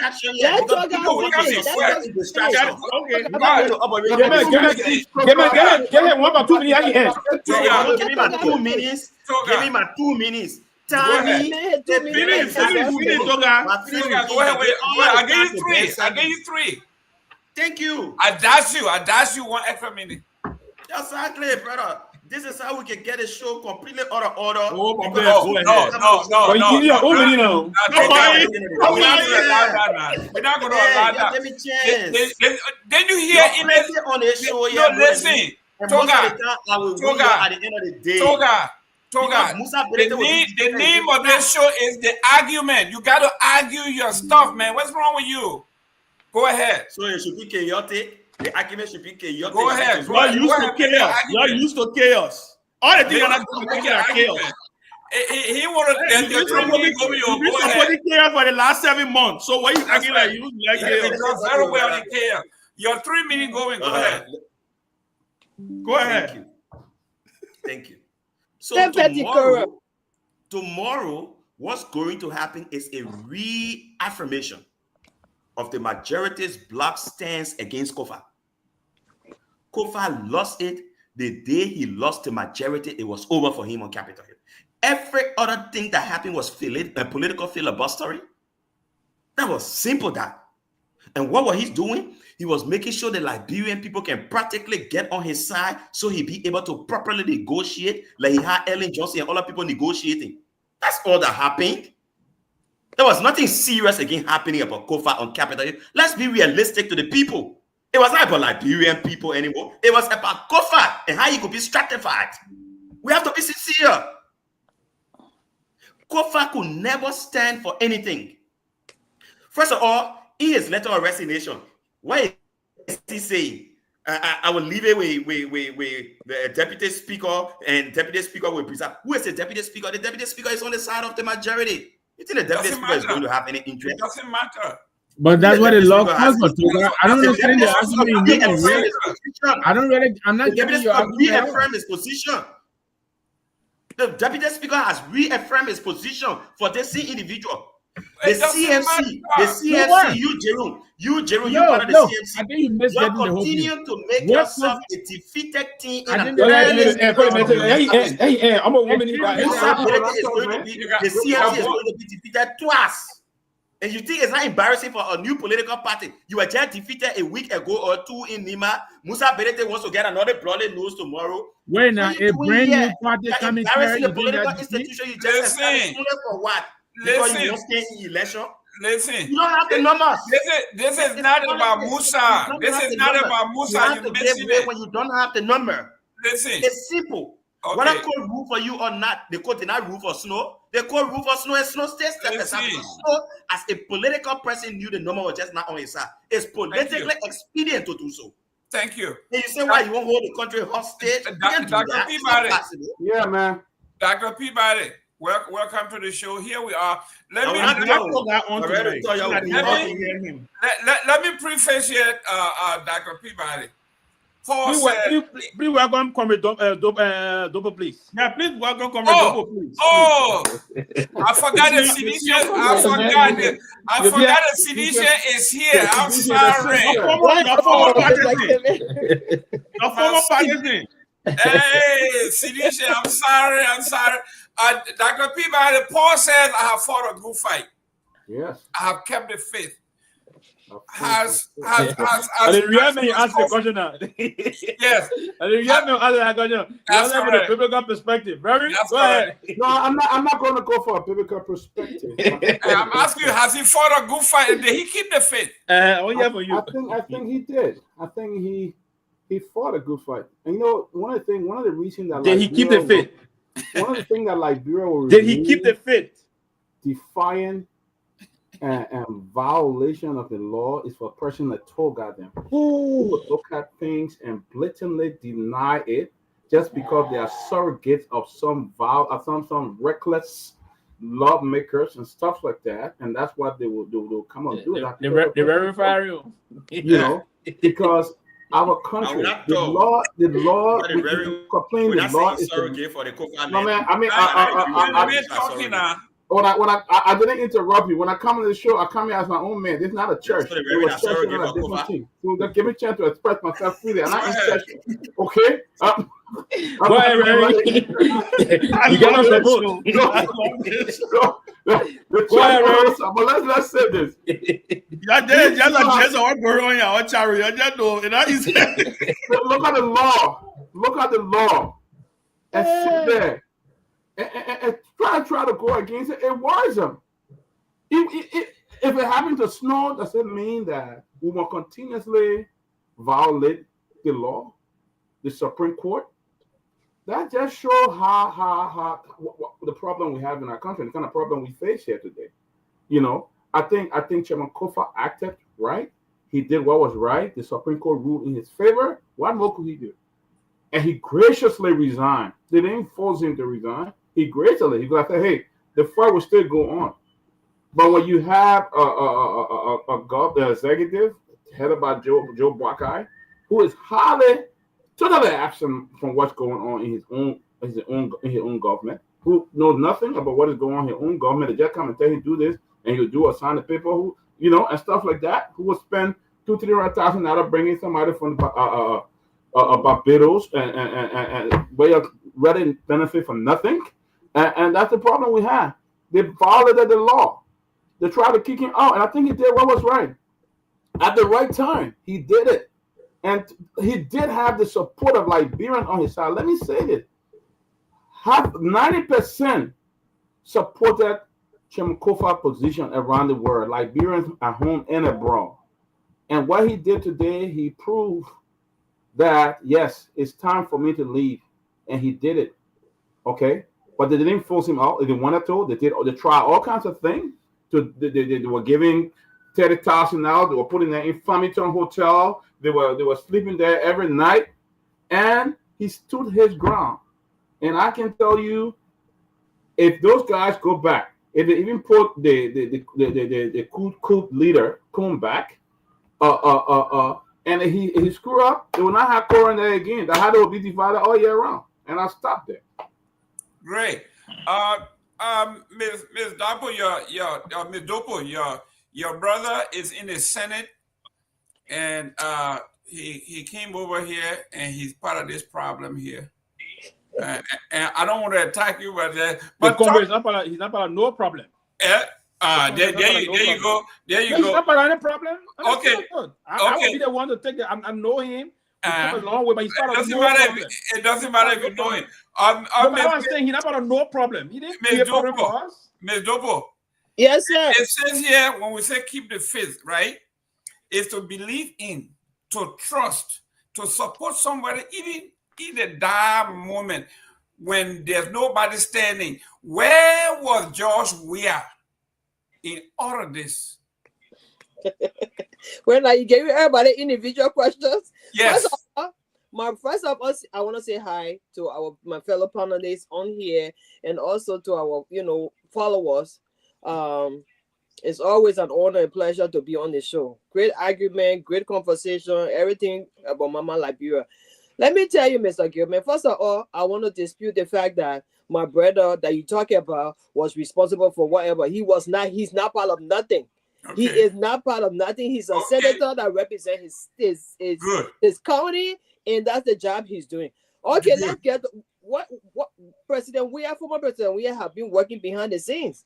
Okay, he has been working behind the scenes from day one of this thing. All right, number one. Number two, everything. I don't understand my brother Toga argument over here when he talk about it was not Kofa, they didn't do this because of Liberia, it was all because of he. It's not the thing. The point here is, at what point in our life, in the history of our country, do we all now try to put our support behind doing what is right for our country? At what point do we do that? We all know that politics is politics, but at what point do all of us collectively put our weight behind what is right for our country to see our country moving forward? Other people are leaving us behind. Why would this government come to power and go after Kofa to remove him? First of all, what, and spend millions or thousands of dollars just to remove one man? Waste of resources. Waste of resources. So at this point, whatever they do, as long as Kofa stood his ground, he stood his ground for the rule of law, and he had almost 30 people, 30 lawmakers behind him, supporting him, and this government did everything to cripple whatever plan they had that was to stand for the rule of law. This government did everything. They spent 15K from the beginning. They gave them $4,500 voucher from the beginning for them to go get stuff, all because they wanted to move one man. Okay? So let's say over months and months and months, and here we are today that he has resigned. He stood for something. He and his men, I said kudos to them. Kudos for the rule of law. The rule of law won. They're going to have election tomorrow. If they want to spend another $1 billion to keep cool there, that's up to them. History will judge every last one of them. And those are all that are sitting here and supporting all of the wrongs. History will also judge us. Before I go to my brother here, Kamara, you didn't answer my question because Honorable Kofa was from the CDC bloc, and the seditionists, they could not, with the opposition to remove, and the president did not have the gravitas and the control to bring his people back to support his own candidate. To that point quickly, Mr. Kofa defended the president today on that. I didn't say that. He said that the pastor. I don't know. I'm asking Sarah. Okay, what does that say about the president that he couldn't even defend his own speaker, and his people defied him and went to the opposition? What does that say about him? No, but that's not true, because Kofa said the president defended him. It didn't happen in the number. The people didn't come back. Mr. Game, can I come in? Please? Want me to go ahead, Sarah? Let me answer the question. The president was very emphatic from the beginning. The president went after all of them. All of them, he talked to every one of them individually. The former president. Whatever. It doesn't matter. The president went after all of them, and I will continue to say. And they all said no. And they all said no to him. Listen now, let me finish. They all said no to him. Not all of them said no to him. There was a strategy in place from the beginning. We all know why T5 and the other people went behind Kun, because they didn't want to be audited, because or there was something there that concerns them. Okay, there was something there that you and I know the story, what was behind the whole thing. So that's why they didn't listen to the president. The party came out, and the party, so I think, expelled Tifa and the other people, they suspended them. Okay, you talking like you don't know about Liberia when it comes to money business. The people don't listen to nobody, all by themselves. It's all about themselves. Okay, so I will stop there and tell you that we are did his best. He did his best, and Kofa alluded to it that the president supported him from day one, and that's how Let me come in. Before I go to Kamara, yeah, go ahead. I mean, look, it can be everything for people to just perceive that others took money to do stuff. It's unacceptable. We can't continuously malign all of us, and then we sit back. Hold on a second. You did that, Toba. You said Kofa negotiated for himself and his class. You said that. Yeah, he said it. Come on. Hold on 1 second. Hold on a second. You continue to malign others, but then when it comes to Kofa, you want to portray Kofa as a very clean man, that he ain't able to take any dime from anybody. Now, you don't even know why you don't even know why some seditionists will not even listen to anybody about Kofa, to their legislators. First of all, Kofa was a key factor for the removal of buffer chambers. He spent hundreds of thousands of dollars in Maryland for buffer chambers to be removed. This is not about Kofa, though. Please. Exactly. This is not about Kofa. That is not true.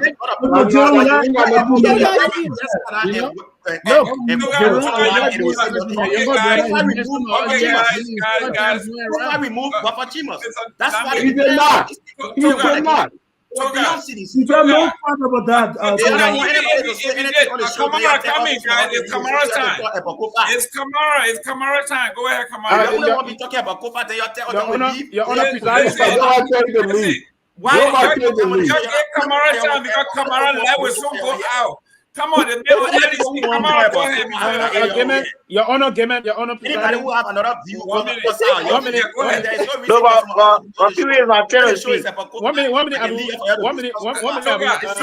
him come in real quick. Go ahead. Your Honor. To discuss Kofa. If the show is only for us to talk about Kofa and Kofa goodies and not talk about the other people, But you spoke on twice. Get a main chance. Go ahead. Thank you quickly. Thank you.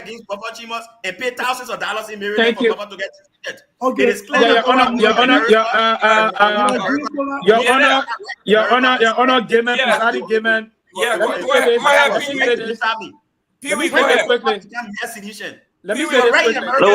Toga, wait more now. Toga, wait more, brother. Let me say this quickly. Waka's travel were justified. Let me say this quickly. Let me say this quickly. Toga, please. Toga won't listen. Toga, go ahead. Kofa is not injured. Kofa worked for the Unity Party. Pewee, go ahead. Let me say this quickly. They claim he's trying to push here about Buffer's Chamber and the other thing. Buffer Chamber contested against our comrade William. Anthony. The past Anthony William, the 2017 elections. Anthony William came second to Buffer Chamber. Kofa didn't know who to call Anthony William. There was a race between the both. This young man consistently challenged the former speaker. The 2023 elections, and this young man will go against the kingdom of the people. He didn't have money. He didn't win that election on the basis of money. That is a complete misrepresentation of the fact. He didn't win that election on the basis of, he won the election because he lived with the people. He didn't want anything to teach in high school, elementary, and junior high school. He got news of the people. Buffer Chima didn't do his homework. Kofa didn't have nothing to do with his defeat whatsoever. That's a blatant misinformation. I love to know that because in Peabody study camp, we are in solidarity with that man. In America, is that also a lie? We all were in solidarity. You said Bwaka's strips were justified. Is that also a lie? No, I'm not talking about that. I'm talking about is that a lie as well? Mr. K-Man, can I come in? Is that a lie? Pewee try reading checkpoint for Toga. It's my turn to speak. Let me speak. Something like that. Take time to show, Mr. K-Man. Anthony Is William, that a lie that he supported Bwaka in America? Is that a lie? Toga. Is that a lie that he spent over $200,000 for the United Liberia Association in America? He gave it a lie. There's no fight to prove that. I don't know. There's no fight to prove that. You can be all over the Kamara, go ahead. No fight. Abu, go ahead. Yeah. Abu. Yeah, thank you, Mr. Gayman, and thanks to all of you for being on the show. Daughter Peabody, please extend my congratulations treat to your daughter. I think it was a moment that every parent should celebrate. Thank you, man. But quickly, I listened to the former speaker on one of the station radio stations, Spoon, and I sensed dishonesty in a section made by him that has to do with his removal. The CDC as a party orchestrated his removal. But unfortunately, when he went on the show, he did not state that. You have 11 members of the legislative caucus of the CDC who are currently with soon-to-be Speaker Rachel Kuhn. We are playing leadership role. Money changing here now. But we are playing leadership role. Kamara used to call the next speaker now. He says soon-to-be Speaker. He put Kennedy on everybody in the Let's go. Kamara, you're trying. Don't listen to the pastor man. Let trouble be the Kofa practically put Kennedy on. No, but you keep interrupting me. You might reading the show and interrupting me. Toga, you gotta get a mention. Go ahead. Kofa, but you might reading the show and keep interrupting me. Toga, Toga is my favorite. Toga, I'm gonna mute you now. Toga, I'm gonna mute you. Yeah. Go ahead, come on. on. Other people did it. The money. Yeah. Money. When Kofa putting Kennedy on your friend, Come on, go We ahead. can't have a conversation like this, though. Come on, go ahead. Yeah. So as I was saying, right? I don't want to side with former Speaker Kova when he says we are stood by him. How did we are stand by him when you have the leg of Clarence Guar, current deputy speaker, who is Thomas Fowler, that was nowhere. He took from the plain fee and made him to be a multi-millionaire today. You look at the Albert Jones, who are vigorously campaigning for the CDC. You look at Momo Siafa from Lofa, Julie Fatuma, and the rest of the folks who name I may not call yet. What role did we play? What role did we play?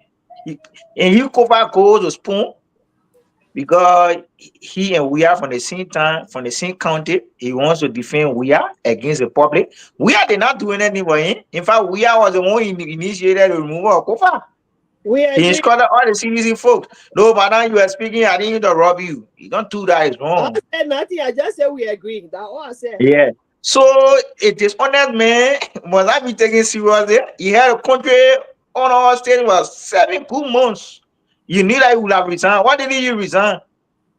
In November. Eh? Why didn't you resign? Eh? You should have resigned.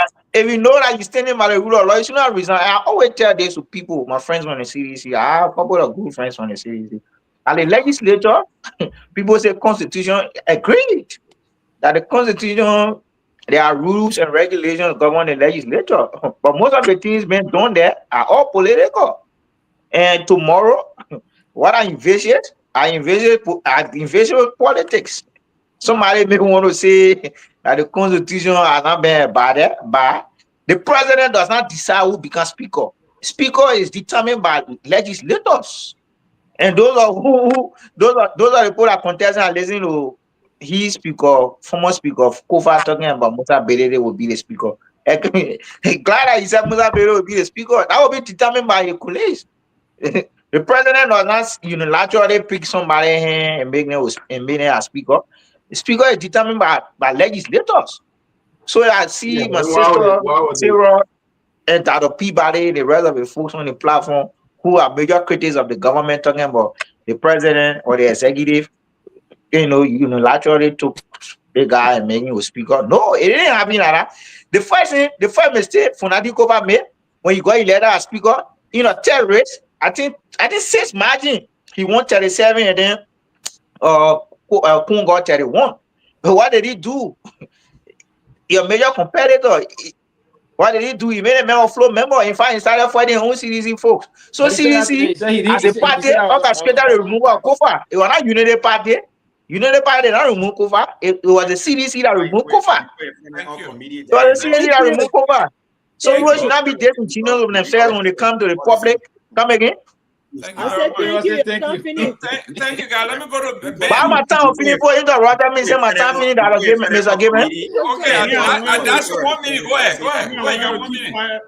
I want you to keep quiet before they start interrupting because you don't talk about let him go. No, but I used to for 2 minutes and I put my time finish. Okay, go ahead. I got the time. Go ahead. You got 1 minute. You putting the time up now? Yeah, so as I was saying, right? So let's say rather than the rest of the Myean folks stop lying on our government. This government is a responsible government. We're not delve into a constitutional act like the president have said. The government, we keep on the mental of change. And the rule of law being one of the pillars of our administration. We won't delve into things that will have a proclivity to jeopardize our peace. So for anybody to sit on the platform and say the Unity Party orchestrated the removal of Kofa, I think just being disingenuous and you're not telling the truth to your people who you believe you're supporting. Thank you so much. And can I come in, please? Yeah, go ahead. Yes. So I agree with Abu on one thing. That I don't blame the Unity Party for this, for the removal. What my gripe with the Unity Party-led government is they're enabling. They enabled a group of lawmakers to break the laws, to violate the Constitution. Yeah, we can all talk about, it's political. My brother told guys said political. It's fine, it's political. But guess what? There are rules even in politics. There are rules. There's a reason why when you go to an election, if our constitution did not call for 2/3 majority to elect a president through universal suffrage, George Weah would still be the president of Liberia today. Because on the first ballot, he got more votes than Joe Buckeye. But he did not meet the constitutional threshold of 50+1. There's a reason why these things are in the law. It's not that the framers of the Constitution did not put it in the Constitution because they didn't think that elections was about politics. Yes, elections is about politicking. The replacement of a president, the election of a president to the politics.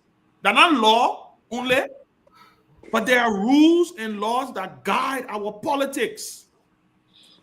So when my brother Toga come and say, "Oh," and the person did listen, Ben. Yeah. Ben, 1 minute, please. We got a special guest here.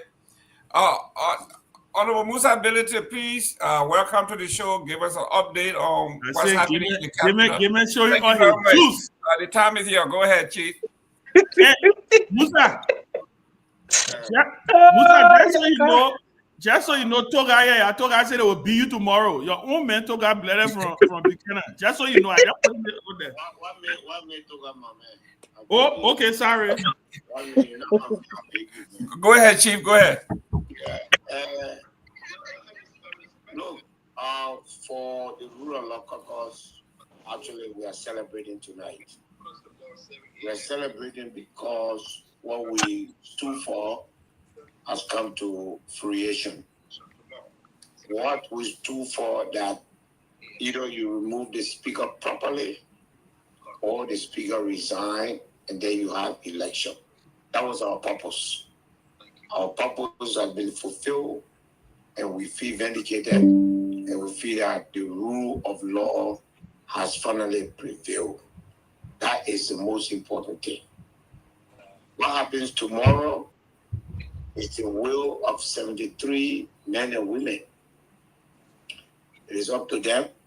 We are confident based on the work we have done, based on the canvassing that we have undertaken.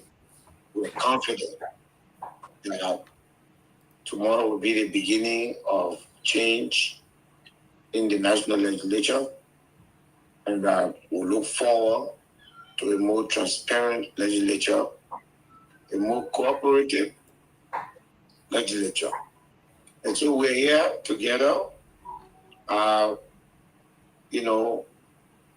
just strategizing, thinking, touching base with all of our colleagues that have pledged to vote for us, and so we're okay. So can I ask a question, please? And then maybe everybody can just go one question because he's on the phone. Yes, go ahead. Yeah. Mr. Gimme, I can go? Yeah, go, Ben. You go ahead. Thank you. Well, Chairman Billy, first of all, listen, I share your sentiments, and let me state for the record that you have my full support, even though I don't have a vote. But I wish you well tomorrow for this election. We know that you're a candidate. I understand the former speaker, I call him the Speaker Emeritus of the House of Representatives, he broke some news. I saw a clip from his his earlier interview on Spoon that he is extremely confident that based on the numbers you guys are looking at, that those were his words, that he anticipates that tomorrow you will be elected speaker. I mean, you want to talk to us about that? What is going on? I mean, are you that confident also? Do you believe that you're going to get those numbers tomorrow to be able to have this speaker thing? Yes, I come with the belief that given everything that legislature has gone through, given the wastages, given the ruthlessness that are taking place in the last 7 months, I will assume that my colleagues will want to put order. I will assume that everyone knows that the most important thing to do in our house right now is to restore dignity to the House of Representatives, to do some housekeeping, because we've lost the public trust. we've lost the public respect, and we need to do house cleaning, how to comport ourselves, how to relate to the public, how to be sensitive to our public sentiments. All of those have gone away. It's like legislature don't care anymore what the public think. And so we want to change all of that. We want to rewrite the contract between the people and their representative. Once we do that, that's going to take maybe 6 months to a year, restore complete public confidence.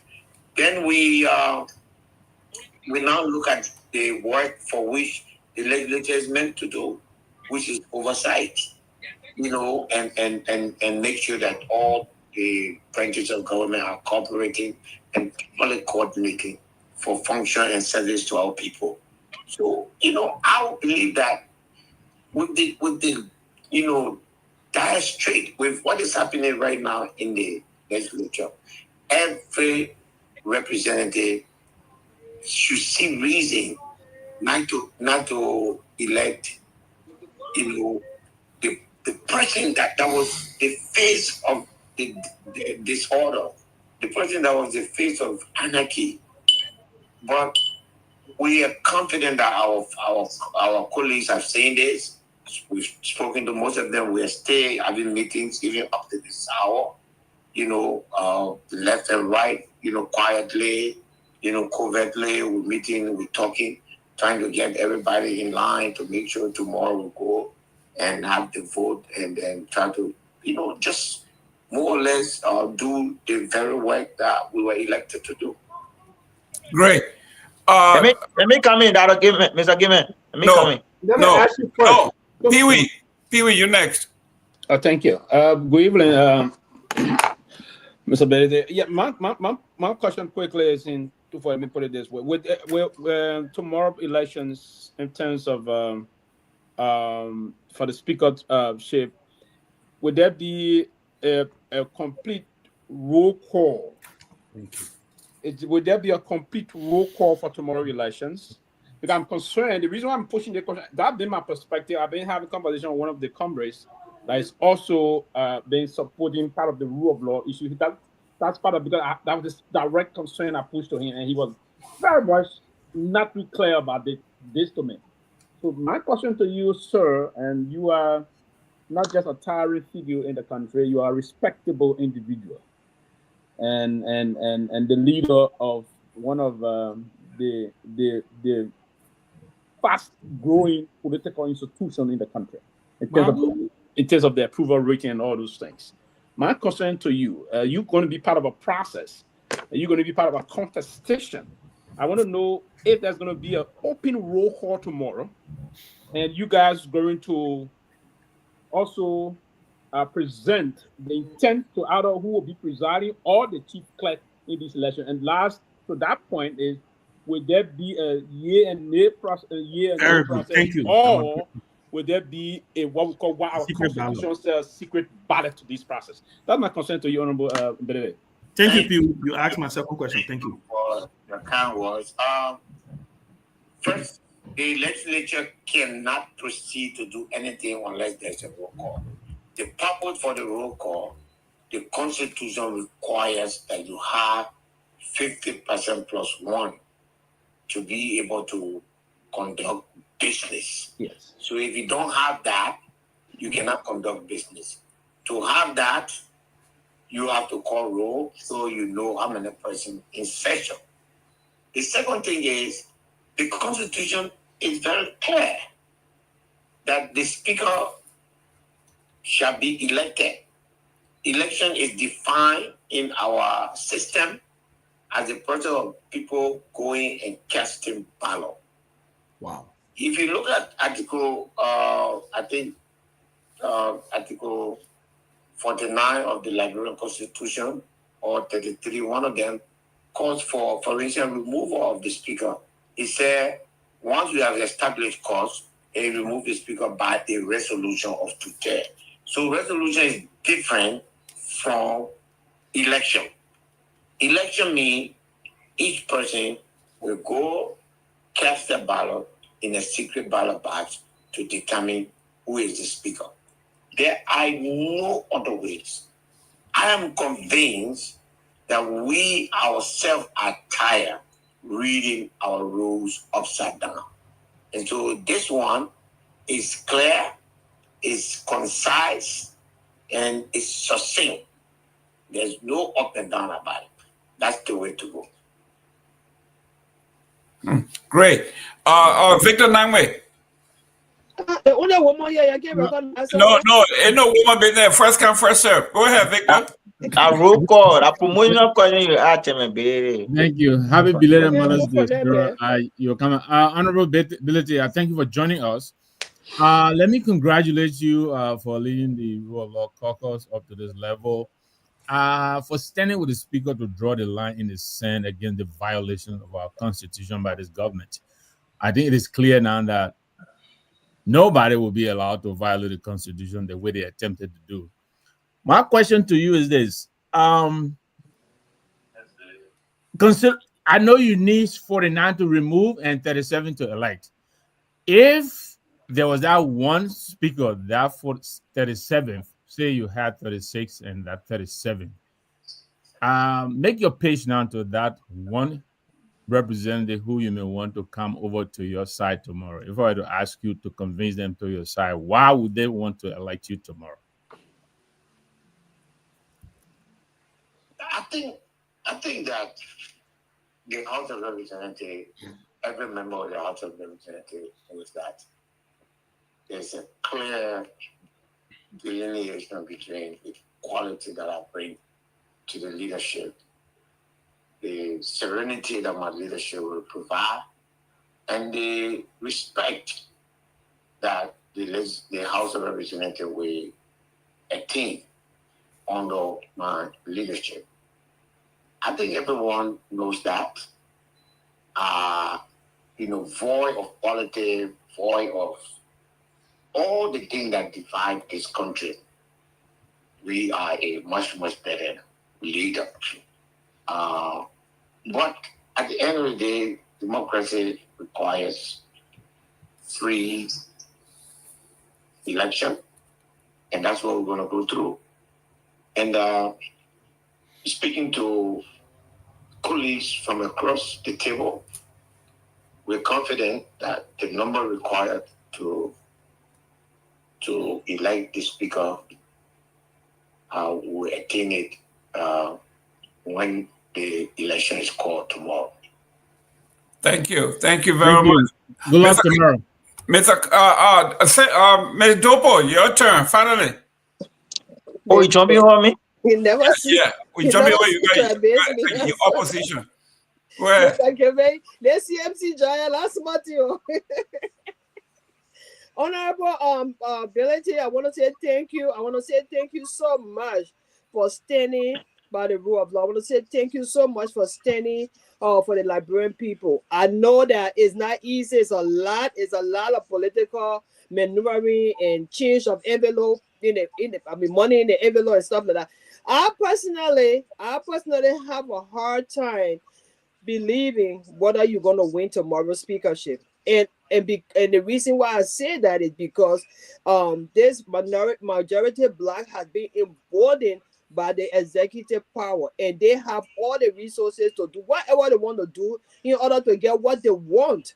So I would be surprised. I support you being the speaker because I want to see change in the House. I don't think Rachel Kuhn should be speaker. He is everything that represents damage to our country in terms of the legislature. I don't want to see him there, but I will hold my breath. I will hold my breath until that is done tomorrow to see whether the men and women that we have in the House, the current men and women we have in it, if they can make that right decision to change the page of our Liberian history, to let the Liberian people know that we cannot reward Rachel Kuhn for the kind of thing, the damages he did to our country, the embarrassment he set to our country. I hold my breath on that, and I wish you all the best. I want to see what they will do tomorrow, and that's just my point for that. Thank you so much. Thank you. 1 minute. Go ahead, Honorable. Yes. I thank you, my sister. Your sentiment is shared by many Liberians. I believe if this was a popular vote, it would be easy to win. We have given our colleagues every reason to believe that our way is the right way. The decision is theirs, and maybe later on the Liberian people can run the judgment.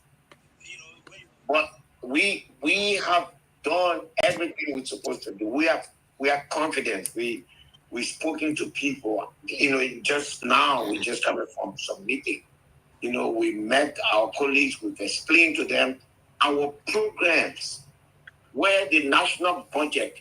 Look, my sister, the last 3 days, the guys in the majority bloc went into the national budget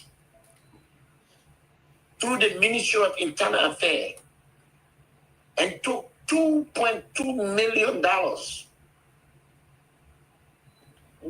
Money meant to go for development in the districts and give it to lawmakers prior to tomorrow's election. Money that is intended for all 73, and decided that they will not give it to members of the rural law caucus. That's how ruthless and careless and callous they've been. So you're right. All we have done, and that's why I said from the beginning, our true victory is in the fact that we have arrived at this stage. You and I know that there was no willingness on the part of the executive to reach where we have reached. It took everything, harassment personally, harassed my business. It took some of the assets of my company that I was renting from a concession company. Everything, every harassment that a Liberian does not deserve, you put me through that so that I can succumb, and we refused. Humiliation, psychological warfare, emotional abuse of Furati Kofa. You come to a man's house midnight and remove his security in the middle of the night. Everything that they've done, we stood the test of time. The only reason why we did that, because Liberian people, you people were behind us. You stood by us. And we'll never forget that, because that was the fuel, that kept us going. So you're right.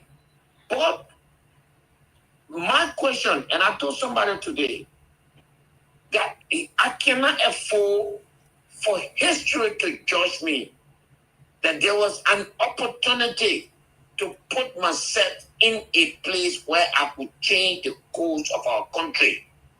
And I stand back simply because some narcissists believe that they should make that call, not me. And I'm standing here firm in my belief that the Liberia we seek must not be to the whims and caprices of some callous and ruthless bunch of people to run. So we're here. We made our case. We have good meeting with our colleagues. Some of them have shared the agony. Members in a so-called majority bloc have sat us down and told us promises that were made to them. They were all in vain. Only a small, very small bunch of these guys, not more than 10, has been lording over the Liberian poor money in the budget and abusing it and vandalizing it. We're showing it to our friends. It is up to them. I've done my part. Tomorrow, if I win, I assure the Liberian people that that legislature will never be the same. If I lose, I'll walk with my head high, knowing that I fought for the rule of law, and that battle was fought to the end. and success is measured by that. Because next time somebody wants to remove a speaker, they will think again before they do it. Amen to that. Amen. So, Mr. Kehleboe, come in. Mr. Kehleboe, quickly. Go ahead. Introduce yourself. Come in. Assalamu alaikum. This is Abu Kamara of the United Party.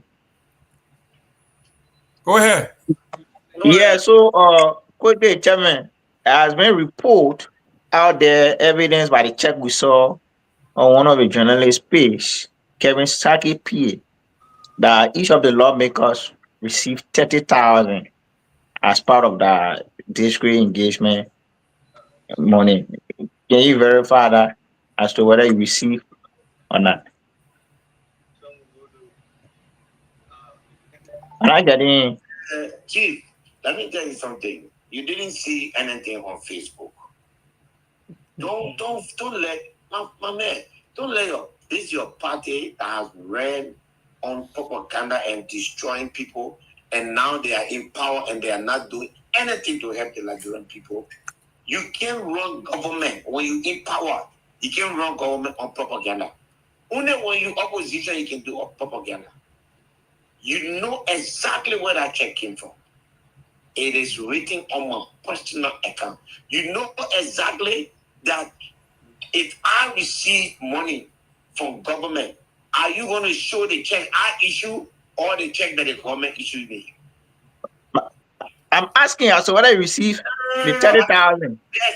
Come in, give me check. The executive controls the money, not me. So did he receive 30,000? Did they get me money? Do you have evidence that I received 30,000? I'm asking questions as to whether you receive, because it has been alleged that each of the lawmakers received 30,000. Speaking English, you say it has been evidence. You know what evidence means? Yeah, because we saw a check and carry Saki PA. Abu, that a man. You saw personal check. Then you say personal account. So what is as a journalist or as a panelist? You have to know the meaning of every word you use.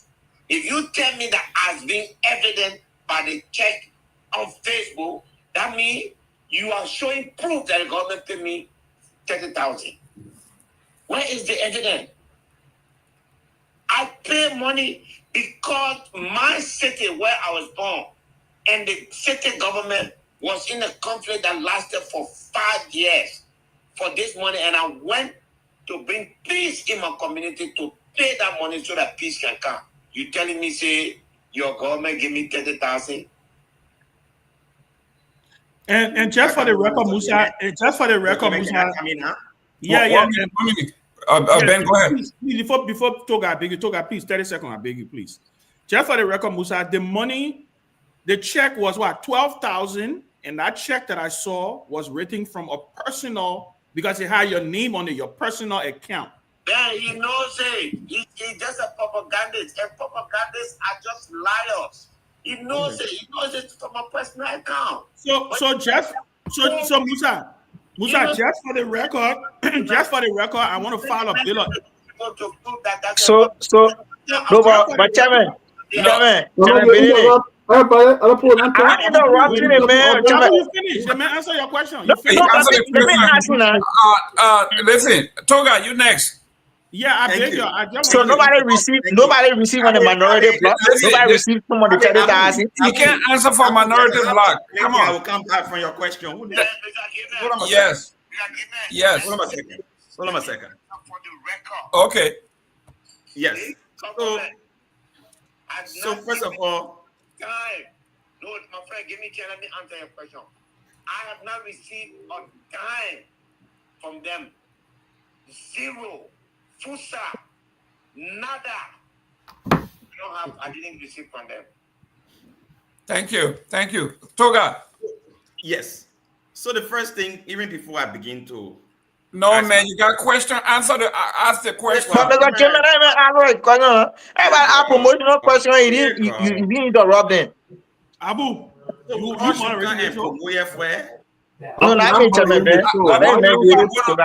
I'm gonna mute you. Go ahead, Koga. I'm just saying. I'm sorry for calling you Koga. Toga. Yes. Chairman Ability is not even exact on the show tonight about his numbers. It speaks volume to me. Whether they are camping, where they are camping. No, but he said he's sure he's gonna win. You can tell he's right here. Yeah, well, why should you tell you? You can tell he's right here. You're free, let him talk. Hold on, brother. Anyway, what his current number? What your current number looks like? You expect on the war room to tell you where my soldiers are? But hey, go ahead, Toga. Sorry. They want to go on the square, but they come on you. To participate on this show, now we are what this. I swear to God. Yeah, when you decide to go on the side, what can happen? Listen, go ahead. Chairmanability is used to raising people's hopes. He has done this several times. He did it with Cummings when he said if Toga, hold on. Election. Hold on, Toga, guys. Listen, somebody please mute. Somebody. Yeah, please mute. There's a background noise. Yeah, go ahead, Toga. Okay, he's always in the same business of raising people's hopes. He said if Kumi had ever lost the election, he was not even going to be a legislator. Today, he's in the legislature. Chairmanability also was very optimistic, forming a party and putting on his first candidate in Nima, but he left the country even before the election. All right? Chairmanability has also been taking his pay under the CA legal signature of the quote-unquote man he called Coon. In fact, they went and put $100,000 in the same budget on Coon. So the 2.2 million he's talking about is not illegal. That 2.2 million comes from 100,000 put in the budget for each lawmaker for constituency development. How do you call that illegal? That's what I said to us before here. We have to be very careful, Liberian people. We've always been used as pawns in a game of chess. That's the point. So what is the question? What is your question, Toga? Can I lay the basis before I come to my question, please? Oh, Lord. Yeah, Lord, please. You got one more minute, man. Yeah. So, I'm a barrel. I can understand. No, not understanding, but we got time, my brother. Go ahead. So they coming after you. I gotta add my question before I go, man. Yeah, we're coming. Yeah. The issue here is simple. The C-37 that everybody been running away and say that no more illegal. That the C-37 you can look at to be speaker tomorrow. Toga. That C-37. Okay, thank you. It's what Benedict is looking for to be speaker tomorrow. Thank you. So that 37 is technically not illegal. That 37 is a number that does business on Capitol Hill. Toga, you wrote your own constitution? Thank you. But the law, Article 33. Now thank you. Thank you. Let the guest respond. Go ahead, Honorable. I can ask my question. Let me get to the point now where I can ask my question. Okay, ask the question now, Toga. Now, chairmanability. You just formed a political party. No, but chairmanability speaking. I think you have a time as a gamer. Toga, 1 minute. Yeah, Toga, wait. You asked your question already, right? What was the question? What the question, Toga, please? Chairmanability, you just formed a new political party, the CMC. You just got defeated recently in Nima. You are seeing a glaring trend of working your party into a second defeat in weeks. In weeks. What's the question? You're going into the slaughterhouse. What's the question? How do you reconcile this? There are also reports that chairmanability was even one of the funders when the guys were sitting at RLJ. He was paying some of the bills at RLJ. What's the question? Because he was on money for that takeover. What is your question? Now the question they're asking there, that two questions I just laid down. Okay. One, that he was one of the funders of the guys while they were sitting down at RLJ because he was on money, his own man, Kofa, because he wanted to be speaker all along. And Kofa is very aware of that. Okay. Proof. What's your proof? His party just lost, and he's taking his party to a second defeat within weeks. Okay. Is he not worried that one party he just created is walking into defeats consistently? Okay, thank you. Thank you. That's a wild allegation. No, listen. Now you can answer for Benito, yeah? No, I'm not saying that. I cannot answer a question that is riddled with ignorance because we are discussing parliamentary election, and the young man is bringing political party losing and political. So that tells me he's not in the right place. So let's go to the next person. Great. Siliki. I have a question here. They jumping on me. No, you come in last. Okay, you go ahead, other people. They make no. You go last. Peabody go last. So if you all about that, people are doing a company in the rev. That people are be the last. Siliki, go ahead. The 100,000 in the budget that they put there. Siliki, go ahead. Allow. Give me a chance. Go ahead, Siliki. Okay, so Chairman, I want to wish you all the best tomorrow in your election, and wish you all the best. I know what you stand for. You're a good man, and thanks for standing by the rule of law, leading the rule of law caucus. Throughout this battle, and I'm not a voter into tomorrow's election, but we're here rooting for you, and good luck on your election. But here is a few questions I wanted to ask. Toga and other United Party people, they are on social media saying I am not United Party man. Point of correction. I'm one of Bwaka's major critics. Oh God, give me a chance, brother. Give me a chance. Yeah, but no, how you read it? The checkpoint, man. The man are United Party, man. The man say United Party. He never said that. Go ahead. He didn't say that.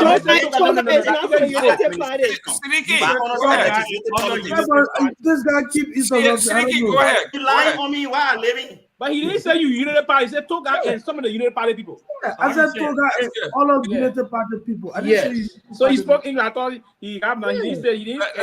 Let's go, Siliki. Go ahead.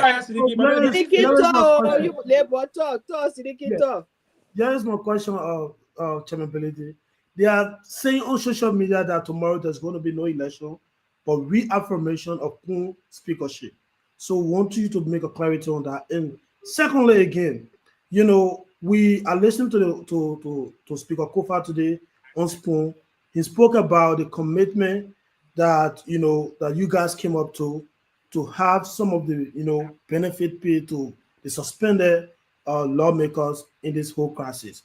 So after the election tomorrow, if Poon, I know God forbid is not going to win, but only on rare cases, if Poon wins tomorrow and those guys refuse to pay, or to adhere to those agreements, what is going to be the next step for the minority bloc or the rule of law caucus? The problem is, at the end of tomorrow, there will be a legitimate leader of the House of Representatives. So all outstanding issues should be resolved by that leader. It will be a leader chosen by the majority. And so with that should bring closure to the wrangling and then return us to normalcy. So I'm not sure if that should be a problem. Yes, most of the money were not paid, but we made a decision that whether or not they pay all of our money, will go on to end this crisis. And so that's what we've decided. But let me Siliki, let me come back to some of the misinformation Pierre is spreading around. It's either he doesn't know what he's doing or he's doing it deliberately. There was no $100,000 in the budget. Not at any time.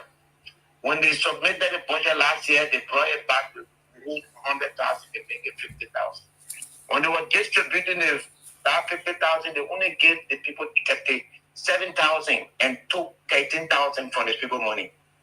This year, I want to look at how do you give development money as a check to a lawmaker? Money intended for development of the district that has rules and regulation. How do you issue that as a check in the man name? That's what they did. Musa has some ability, have never received a dime of any such money since this crisis started. Never. Nobody can tell you that you give me a dime money. I continue to do whatever I can do for my district in the way that I can do it in. But I've never received any money. So tomorrow, Sidiki, democracy will win.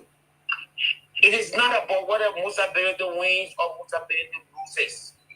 It is about the fact that a protracted period that our democracy, our constitution was being hijacked will come to an end tomorrow. That is the real victory. The fact that there will be election one day after the speaker resigned means that there was no speaker. And we all come to that realization. That is the real victory, Sidiki. And this is what we should keep our eyes on. And for me, that is the point of fulfillment for the rule of law caucus.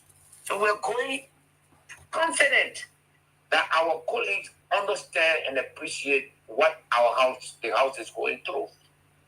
If they choose to continue the path, they will vote for Mr. Kun. If they choose to restore dignity to the house, they will vote for Musa Belede.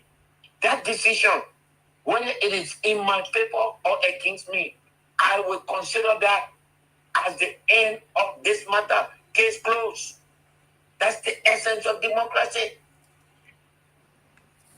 Thank you. Dr. Peabody. Ali, I waited for my time to talk. I didn't interrupt anybody. But Chairman Billy, let me ask you, this question, Mr. Political Leader. Do you expect the process to be free and fair tomorrow, knowing how cantankerous this executive is in distributing money to people and all of that? Do you expect this process to be fair tomorrow? When you're in that chamber, you can't have your way, my brother. Nothing will happen. If there will be election, it will be free, fair, and transparent. That I can assure you. All that their lawlessness they were doing, the outside of that place, you can't bring that one inside there. The rule will be followed. The majority will choose their leader, and whoever that leader is, everybody will be obliged to work under that leader. And that will be the end of the story. Thank you. So, Jerome, let me ask a quick question. So, Musa, let me ask you. Listen, I'm not passing anything by the guys, the majority, the quote unquote majority bloc. Listen, they've held the country hostage for 7 months. They've flagrantly violated this. I mean, they literally told the Supreme Court to go to hell. Everybody, the whole country has been paralyzed because of their action. What happens tomorrow? And I want you to take the public in that chamber tomorrow. First of all, I hope you all have the lock for the iron gate that Kun put on there, so that you'll be able to enter there tomorrow. But I want you to take the public into the chamber. What happens tomorrow if there is an attempt for the deputy speaker, who it is our understanding will be the presiding officer? What happens tomorrow if the deputy speaker make an attempt to put a resolution on the floor or something to say, oh, they reaffirming Richard Kun and they say they got 50 signatures? I'm just trying to figure out what happens tomorrow if they don't follow what the Constitution say. Or if they want to turn into a Ye and native. What if they don't follow the Constitution tomorrow? What is the rule of law caucus going to do? What are you guys going to do? First, we are happy that the deputy speaker will reside. He's the appropriate person to reside. He is a full-time veteran. He knows the law. He knows the rule. his legacy, his pride, and everything is at stake. There's no such thing. Election cannot be substituted for resolution. The rules are there, and elections will be carried. Look, Ben, the law is very simple. What is not done legally is not done at all. If they're not tired doing illegal thing here, we'll go for 7 more marathon, and then they want to take on another one. That's up to them. But tomorrow, we expect to have election where the deputy speaker will preside, the chief clerk will announce that the house is without a speaker. There will be a motion for election. That motion will be seconded. We'll be giving a break for them to prepare the ballot box and everything. And then we'll come. There will be roll call one by one, and everybody will come and vote. The ballot will be open and counted, and the winner will go home as speaker of the 55th. That's it. They cannot go twice. Yeah, Mr. Brady, I just thought to follow up quickly on that about, because Ben has a question I'm very concerned about also. Yeah. And it's the front of the backdrop that some of us signing the way we're signing. But you just said something about the deputy speaker. He said he got his legacy to protect. He got his this to protect. He understands. There's the same deputy speaker that blatantly and intentionally violated the same rules and constitution of our country, Mr. P.O. Are you this? Liberia is searching for international posts. We met the president yesterday, and the president told us that one of the reasons why he wants this matter to be closed was that it is having a serious impact on Liberia's attempt to get seat at the council. I hope Toga and Abu listening. Listening to what? In that meeting, you were very concerned about this. He said time with Baka had the international reputation. That's my issue. He said he was very concerned about this, and therefore he wanted to make sure that we resolve this issue tomorrow. We resolve this thing tomorrow and get ourselves in such a position where there will be this issue will be resolved. So I assume, and I want to assume that the president meant well, and that we agree with him that there will be orderliness in the place there, and that we will elect our leader, quietly and peacefully. So with that, I don't see any other way around. Okay, so that's fair enough. Great. Chairman, I know you got to go. This is called the closing argument. No, 1 minute. Yeah. No, we're closing. Honorability, could you make your closing argument to the audience and those who are listening to you? Your final argument before the. But get to our follow-up. No. I have political your second question. The man got to go rest. Tomorrow's election. I want to tell you thank you since you came on. Where the men team came in tonight? They are a very lively place.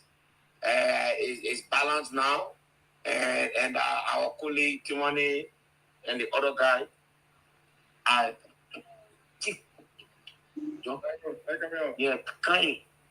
it has been a good place, and we are very proud of you. I want to tell you thank you. I want to say what tomorrow, the real thing is to the Liberian people, their support and everything, but we also will accept any result that can. We are confident in victory, and we are confident that the drive to transform Liberia will begin. Our legislature will begin tomorrow. Thank you. Thank you very much, and God bless. We come on tomorrow after the vote. The man, no time for raising hope. I see it there. He said, "Come here, we're going to win." Okay. Ladies and gentlemen, that was the voice of the political leader of our CMC, the most dynamic. Listen, if Mr. Given, what party base? Why you got membership base at? Why you got membership base? Listen, anyone who 1,000 members there. Anyone who enters a race, anyone who enters a race goes in there with one thing in mind: you either win or you lose. But at least you are in the race. Now, Mr. Given, where members? Why is the total membership base? You my turn to go, right? Ladies and gentlemen, let's do the 1 minute closing. We start with Toga. You know, way out there. 1 minute. Yes. Toga. Yes. So the first and foremost here is that you can hear clearly from Mr. Ability that he's running into a political slaughterhouse. These guys are very determined. We got 1 minute. They're very determined. Chairman Ability is just running into a process where he's going to bring the face down of his CMC, and all of you who part of the CMC will be embarrassed again, because I'm not even too sure that the Rule of Law Caucus even got straight 10 people behind it right now. It's a completely disjointed group, completely disorganized, and they keep portraying to the public something that they are not. It is a glaring fact that 100,000 was put in the budget for lawmakers for constituency development. They were all paid 30,000 each. That budget was passed right under the same Rachel Kuhn that they say is illegal. None of them refused the money. They all took their pay. All right? Why? I may not support the Boakas regime, but I'm very clear about the way they've mistreated the Liberian people and come here to portray themselves as angels. This is my dissatisfaction.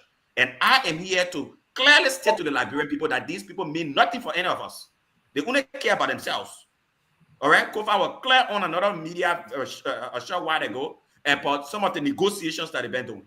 He was clear even about the 30,000 that these laws. Exactly. He was clear about all of this. You can come here and mislead us, and you think. But you know, I thought 1 minute we're taking. What people always want from some of us is that we should come here, people should mislead the Liberian people, and we must celebrate these people who are misleading. I'm not going to be in that business. I will stand for my conscience that all these people are the same people. Don't trust them. They see when you get issue with other people, they say they all playing in the see Liberian people money. The country remain poor. The country is still behind. They make bulk of the money. They keep the place poor, and they have the key benefactors. It's unacceptable. And we got to put all of them in the same boat and say, you keep using it as Liberian people, and it has to stop. There must be somebody to cause pay as pay to say, all of you are the problem. Thank you. 2 minutes. Thank you. Please allow me to close. Sidiki, go ahead. Okay, thank you. Once again. First of all, you know, I don't know, is this a Toga Mobile Molu stem appointed as a spokesperson for the protest? Yes. Then I think they will have to reconsider that decision because it's kind of they stay grew as well. Yeah, because Toga, the man's on the floor. Toga, let him floor, man. Let him floor. That's man. I have to come back. You can be personal with me. Stay was not established for fanatic. So what is personal now? What is personal? As well, later several other constitutional issues. We gotta go, man. We gotta. We established it for Kofa. So if you want to talk, you speak, but don't. But Mr. Gayman, he's a moderator. He decides who is media or not. Sidiki, let's go. I would not be here. No, you're not misrepresenting fast. Let's go, Sidiki. Let's go. So here is the thing, Toga. You're not misrepresenting fast, brother. I'm not being. We're not going to stay matter. Toga, man, let's go, man. Issue that will respond. Toga, let's go. The man swaying for the discussion. You're telling how to sway. Listen, man. You can't decide what he said. You can't decide what when you came here, you said misled people, and you said, "I will let you conclude." Yeah, but you can't decide what somebody said. So you could defend Benedict. Are you Benedict? No, I know most of the things he said personally, but he has not too bad. You directly on the subject and have to respond directly. You proceed, you don't attack another panelist on the show. I'm not attacking you. I'm not attacking you, brother. Toga. I'm not attacking you. Toga, come on. Now what you did? Toga. Toga. Toga, you are better than this. For usability. You are better than this. For Kofa. Toga, you are better than this. Toga, you are better than this. Toga, you have to give him many chance. Then talk. We did not create state for Kofa. You have to know that, brother. We did not create state for Kofa. It was not a Kofa's organization created. Never. I'm not even a Kofa supporter either. So just but why you want to make it appear? No, but Sidiki, go ahead. Jerome, I'll see you guys tomorrow, man. I don't think No, Victor, please hang around. I mean, Toga comes here, he interrupt everybody. He speaks as well. Yeah, but Mr. Kimmel. Yes. Mr. Kimmel. Yes. Mr. Kimmel. Mr. Kimmel, quickly. You might ready the show. Toga has already spoken, right? You can mute all of us. And the person who speak. I will respond. We don't want to do that, but we. No, mute all of us. Let's really speak. And it's really to speak. You like it or not, you attack me on the show, I will respond. Whether you're like it or not, anybody come on the show and not speak to the issue and think you can attack me, I will respond right there and blank. Sidiki, go ahead. Okay, so here is the thing, Mr. Gamer, and the listening audience. So when I mentioned about, Toga appointment to STEM, here is the thing. STEM is planning a protest, I think sometime in July or something like that. And the main goal of this protestation is to protest against the Baka government for disregarding the rule of law. It all has to do with the impasse in the House of Representatives. And so for Koga, who is the spokesperson for this group, sounding the way he sounds tonight, how all those guys in the majority bloc, they are on the right side and all of that, it's kind of strange to me. That's what I mentioned about your appointment, but nothing personal against you. But here is the thing: you spoke about something today earlier on. You said Kofa could not maintain his vote, and so because of that, his resignation is belated. Let me tell you something: the people who are standing with Kofa, these are mature people. Kofa don't control them. They are not living with Kofa. They can say today they're supporting Kofa, and tomorrow they say they're not supporting Kofa. Kofa has no control over them. For you to just come, and you are somebody who was running in Grand Bassa for a legislative seat, and you are encouraging, where people can gather themselves illegally and take a stand in the legislature to remove a speaker. It speaks a lot, and it just justifies why the people of Bassa continue to reject you. And there's nothing personal about this, brother. And you still coming back? You say what? They go up 40 some more people that go against Kofa. Okay, that's fine. That's fine. But here is the thing. Do you know what Article 33 is? They are proceeding legally. Article 33, they are covered by Article 33. You don't read your constitution. Don't read your constitution, you know that the people are proceeding legally. Yes. Toga, you can't do that. You think nobody ever interrupt you when you're speaking? No, you can interrupt me and let go. Let's try. No, I can't do that. No, that's not what we are here. You got people here speaking. When it's your time to speak, you're allowed to go personal with you. I'm not being personal with you. No, when you come back, don't matter how the show you bringing it. Why you got to do it? I'm running for legislative seat. Have I stopped you from running for legislative seat? Because have I stopped you from running? Because your own money and getting a race. No, but listen, Sigi, Toga. Guys, okay. You have to respect God, man. You can't do this. Toga, you have spoken, you have against Sigi the chance to speak, Chief. Exactly. It's legal. You spoke already, so you have spoken. Give other people a chance to speak, brother. Argument is to attack another panelist. Mr. Gaiman, you muted. Yeah, I just muted. But Mr. Gaiman, Mr. Gaiman, you have to mute all of us. That's legal speak. When we finish, who's speaking next? You're muted. Go ahead. Yeah. You are closing. It's not your duty to attack another panelist. No. Okay, Toga, let him discussion, not to attack. I'll never attack you, Toga. All right, Sneaky, please wait. Toga. I will not be attacked. I'm very clear. Closing argument is not to attack another panelist while you are closing. Toga, there's clearly a delay with your thing. So please, we let you want to close. You close without attacking anybody. Toga, you are done. Leave the man alone. No.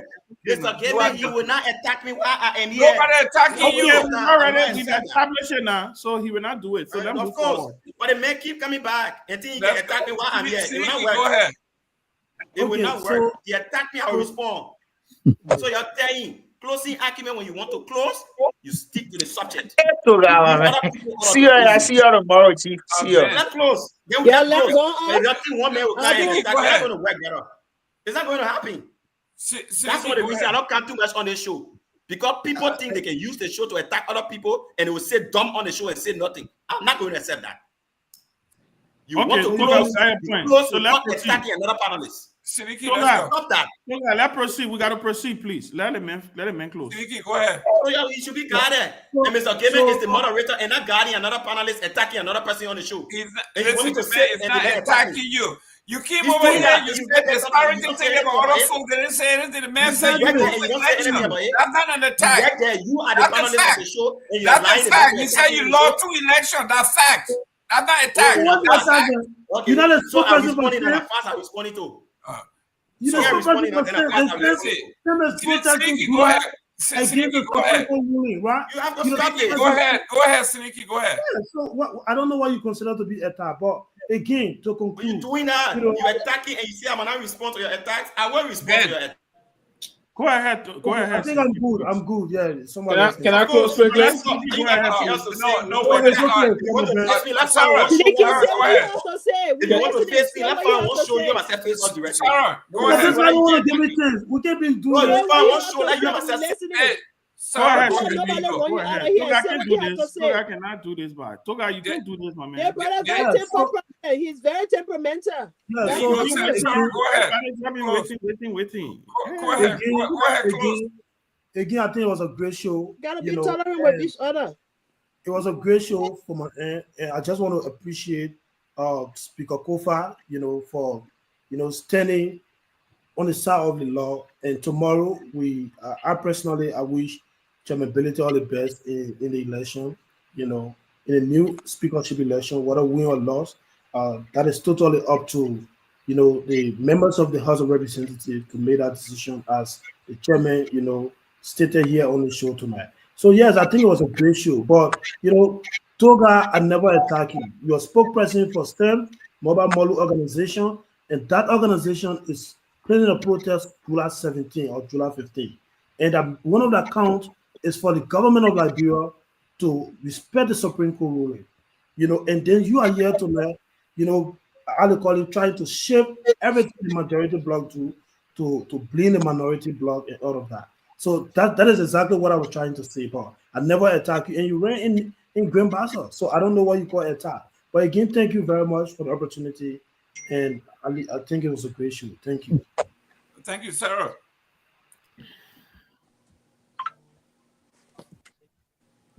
Me? Yes. Oh. Are we closing now? Yes, ma'am. Okay. All right. Thank you so much. Thank you so much for the show. I just want to urge all of us to be kind of very tolerant. I know sometimes the argument can be very heated up and we come into, interrupt each other and all of that. But still, we still have to be tolerant and we have to respect our moderator. We can all talk over each other's head and stuff like that. But once the moderator say let's let it go, I think we should do that. Great show tonight. My expectation tomorrow is I don't know. I'm just my expectation is in suspense, because the reason why I say that is because knowing what this government has done from the beginning of this impasse till now, they've gotten, they've been able to embolden this majority group, and they have been doing what they want to do and gotten away with everything they want. So to see Musa Belete come up tomorrow as the elected speaker, I hope it can happen, but I will hold my breath on that, and I want to see what the 73 members of the legislature can do to save our country, because the boy is in the court right now. If they're going to accept green envelopes overnight and continue and go ahead and continue with Kun tomorrow, that's up to them. The thing is, at the end of the day, the only people that are victims in the whole thing is our poor Liberian people, and those are the people that will all come here every day to talk about and to talk for them. These are the people we are concerned about. These people go in the House of Legislature, they have budgets, they be on committees, they do all kinds of things. You look at the budget, the renegade speaker alone got $5 million, protein, God this, that. What is there for the Liberian people? So this is why we are here every day talking for our people. So it's up to the 73 members to be robust, to be to think about the future of our country in terms of different page, for our country in terms of the legislature, and elect someone else and not Rachel Coon. So I want to say thank you for this show, and that's my point for now. Thank you. Thank you very much, Pewee. Thank you very much. I think I've been part of my hope, as I was saying today. My hope was, I'm trying, it was completely almost evaporating, but with the comment coming from Ms. Ability that tomorrow will be election, there will be roll call. We have a system open to re-democratize the process. It's very hopeful for my end. I see some light at the end of the tunnel tomorrow. If that is the case, trust me, it's going to reinvigorate my hope and focus moving forward. But one thing I want to say here is that I think it is important, and part of the reason why we started pushing most of these things is that to ensure that what all we talk about in the politics of our country, it's important to always ensure that the rule of law would take a very strategic role. The end game will come to the process of the rule of law. I do know for a fact that the different kind of a political institution are going to play out in terms of how the government want to see certain things, but we should always push things in the way and manner that we reflect the truth and the facts. That is important. Even for me, if I'm saying things where I don't have the facts, I'm not definitive there to come and say this is this. So for me to come authoritatively anytime moving forward, I mean, I have gotten all of the hard reality, and I'm sure if I comment on that and anybody wanted to take me to court, I got reasonable evidence, or the sufficiency of my evidence is that they're very good that can defend and protect me moving forward. So, but I do believe that if there's going to be a very free, fair, and transparent elections tomorrow, Mr. Billy will triumph, and that is evident by his record. He did in the past and all of things, but we have to be open-minded in these kind of conditions and the rest of that. So I hope that God continue to bless our country. God bless the military, gallant men and women in arms, and they show that our democracy will be sustained, and it should not be hijacked by just by few disgruntled, unscrupulous, greedy elements. That's all we intend to see happening in the country. Thank you. Have a very wonderful good night. Thank you very much. The chairman? Well, I mean, fascinating discussion. Thank you, guys. We look forward to, sorry. We look forward to tomorrow and see what will happen. I'm more interested in knowing what the process is going to look like. Well, you like you got another update? No. Our chat room I'm looking at, you know that easy there. So, look, I'm not. I want to share Musa's Chairman Bility's optimism. I'm waiting to see what tomorrow. I'm going to hold my breath to see if everything is going to go according to the process. Let's wait and see. Hopefully, as he said, the Deputy Speaker will convene tomorrow. The Chief Clerk will announce that the speakership has been vacated. There's a vacancy. So that means there have to be a call for elections. I want to see all of that happening tomorrow. The beauty of our democratic process. I want to see it happening tomorrow because it's a beautiful thing, right? When it does happen, because people get a chance to compete.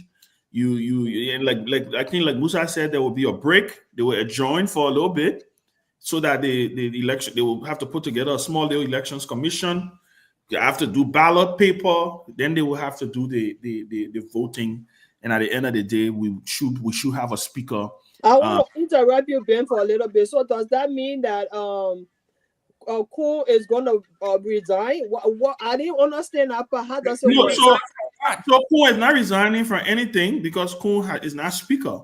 Okay. He's never been speaker. The fact that the chief clerk received the letter from Fonati Kofa and the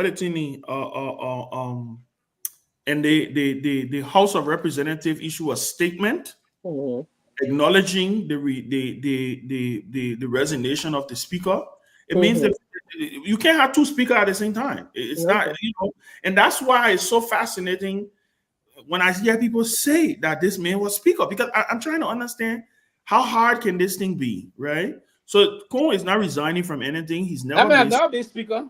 So he never been speaker. So he has just been he's just been presiding over a majority of his colleagues. Simple as that, but it doesn't make him speaker. That's why I was trying to say earlier that, it's like me saying, it's like tomorrow morning I wake up and I go in the executive mansion and I go sit in the president's office. Because, listen, you can do that.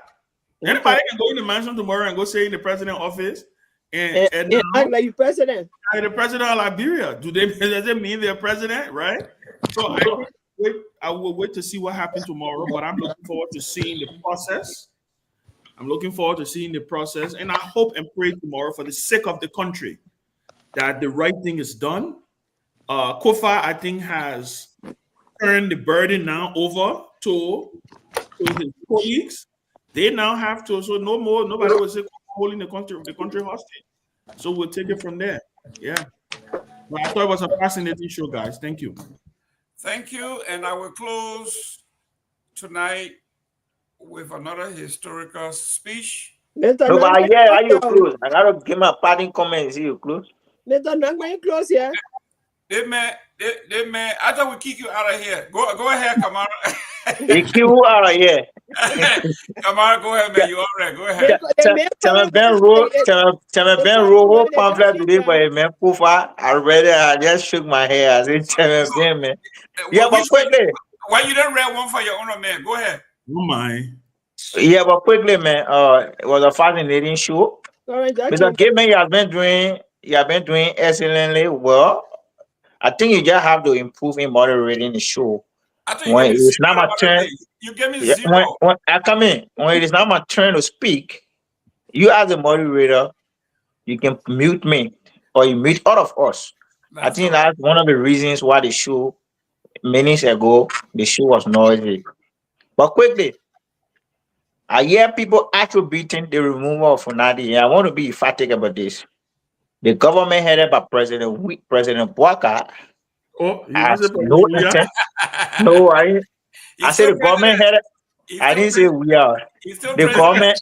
The government. They will fire you tomorrow. Try it. The government. The government headed by President Bouaka assumed the presidency on the mantra of change. And the rule of law being one of our pillars, you will not delve into or you will not venture into anything that will have a proclivity to jeopardize our fragile peace. Okay. Chairman Bede came on the show, disputed some of the things the former speaker stated on Spoon. And I'm asking him, or I'm admonishing him as a leader of a political party to correct himself. The former speaker went on to Spoon this, I think yesterday, because it's already 1 o'clock here, and said some of his colleagues from the minority bloc have started receiving their benefits and a salary. But the chairman came on the show, he did not say that. No, wait, 1 second. No, Chairman Ben, come in. You have your time. Clarity. Yeah. It's important for us to provide clarity. Yeah. He said ability has not received. He didn't say his colleagues have not received. No. Apparently, you are in a bag. You are in a bag. He said none of them. He said none of them when the majority block. No, he didn't say none of them. He said you guys asked about him, and he said, I, Musa Ability, have not received a dime or copper or penny. Those were his exact words. He did not speak Chairman Ben, when the political leader came on the show, he said none of the members from the minority bloc had received a dime. Right. And he accused the other side of taking $2.2 million from the Ministry of Internal Affairs budget to give it to each of the lawmakers in return to have Kun elected as a speaker. He said that. So as a PL, as a political leader of a political party, he comes and makes an outlandish accusation against his colleagues who he wants to represent, or who he's seeking up their vote to elect him as a speaker. Don't you think it's a contradiction? It is. Are you It close? is. Nobody ever give me time, madam. When you come here, you say a muya thing. Nobody need to rob you. Question whether So you quickly, right?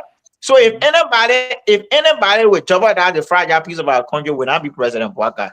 The president will not unilaterally make somebody a speaker.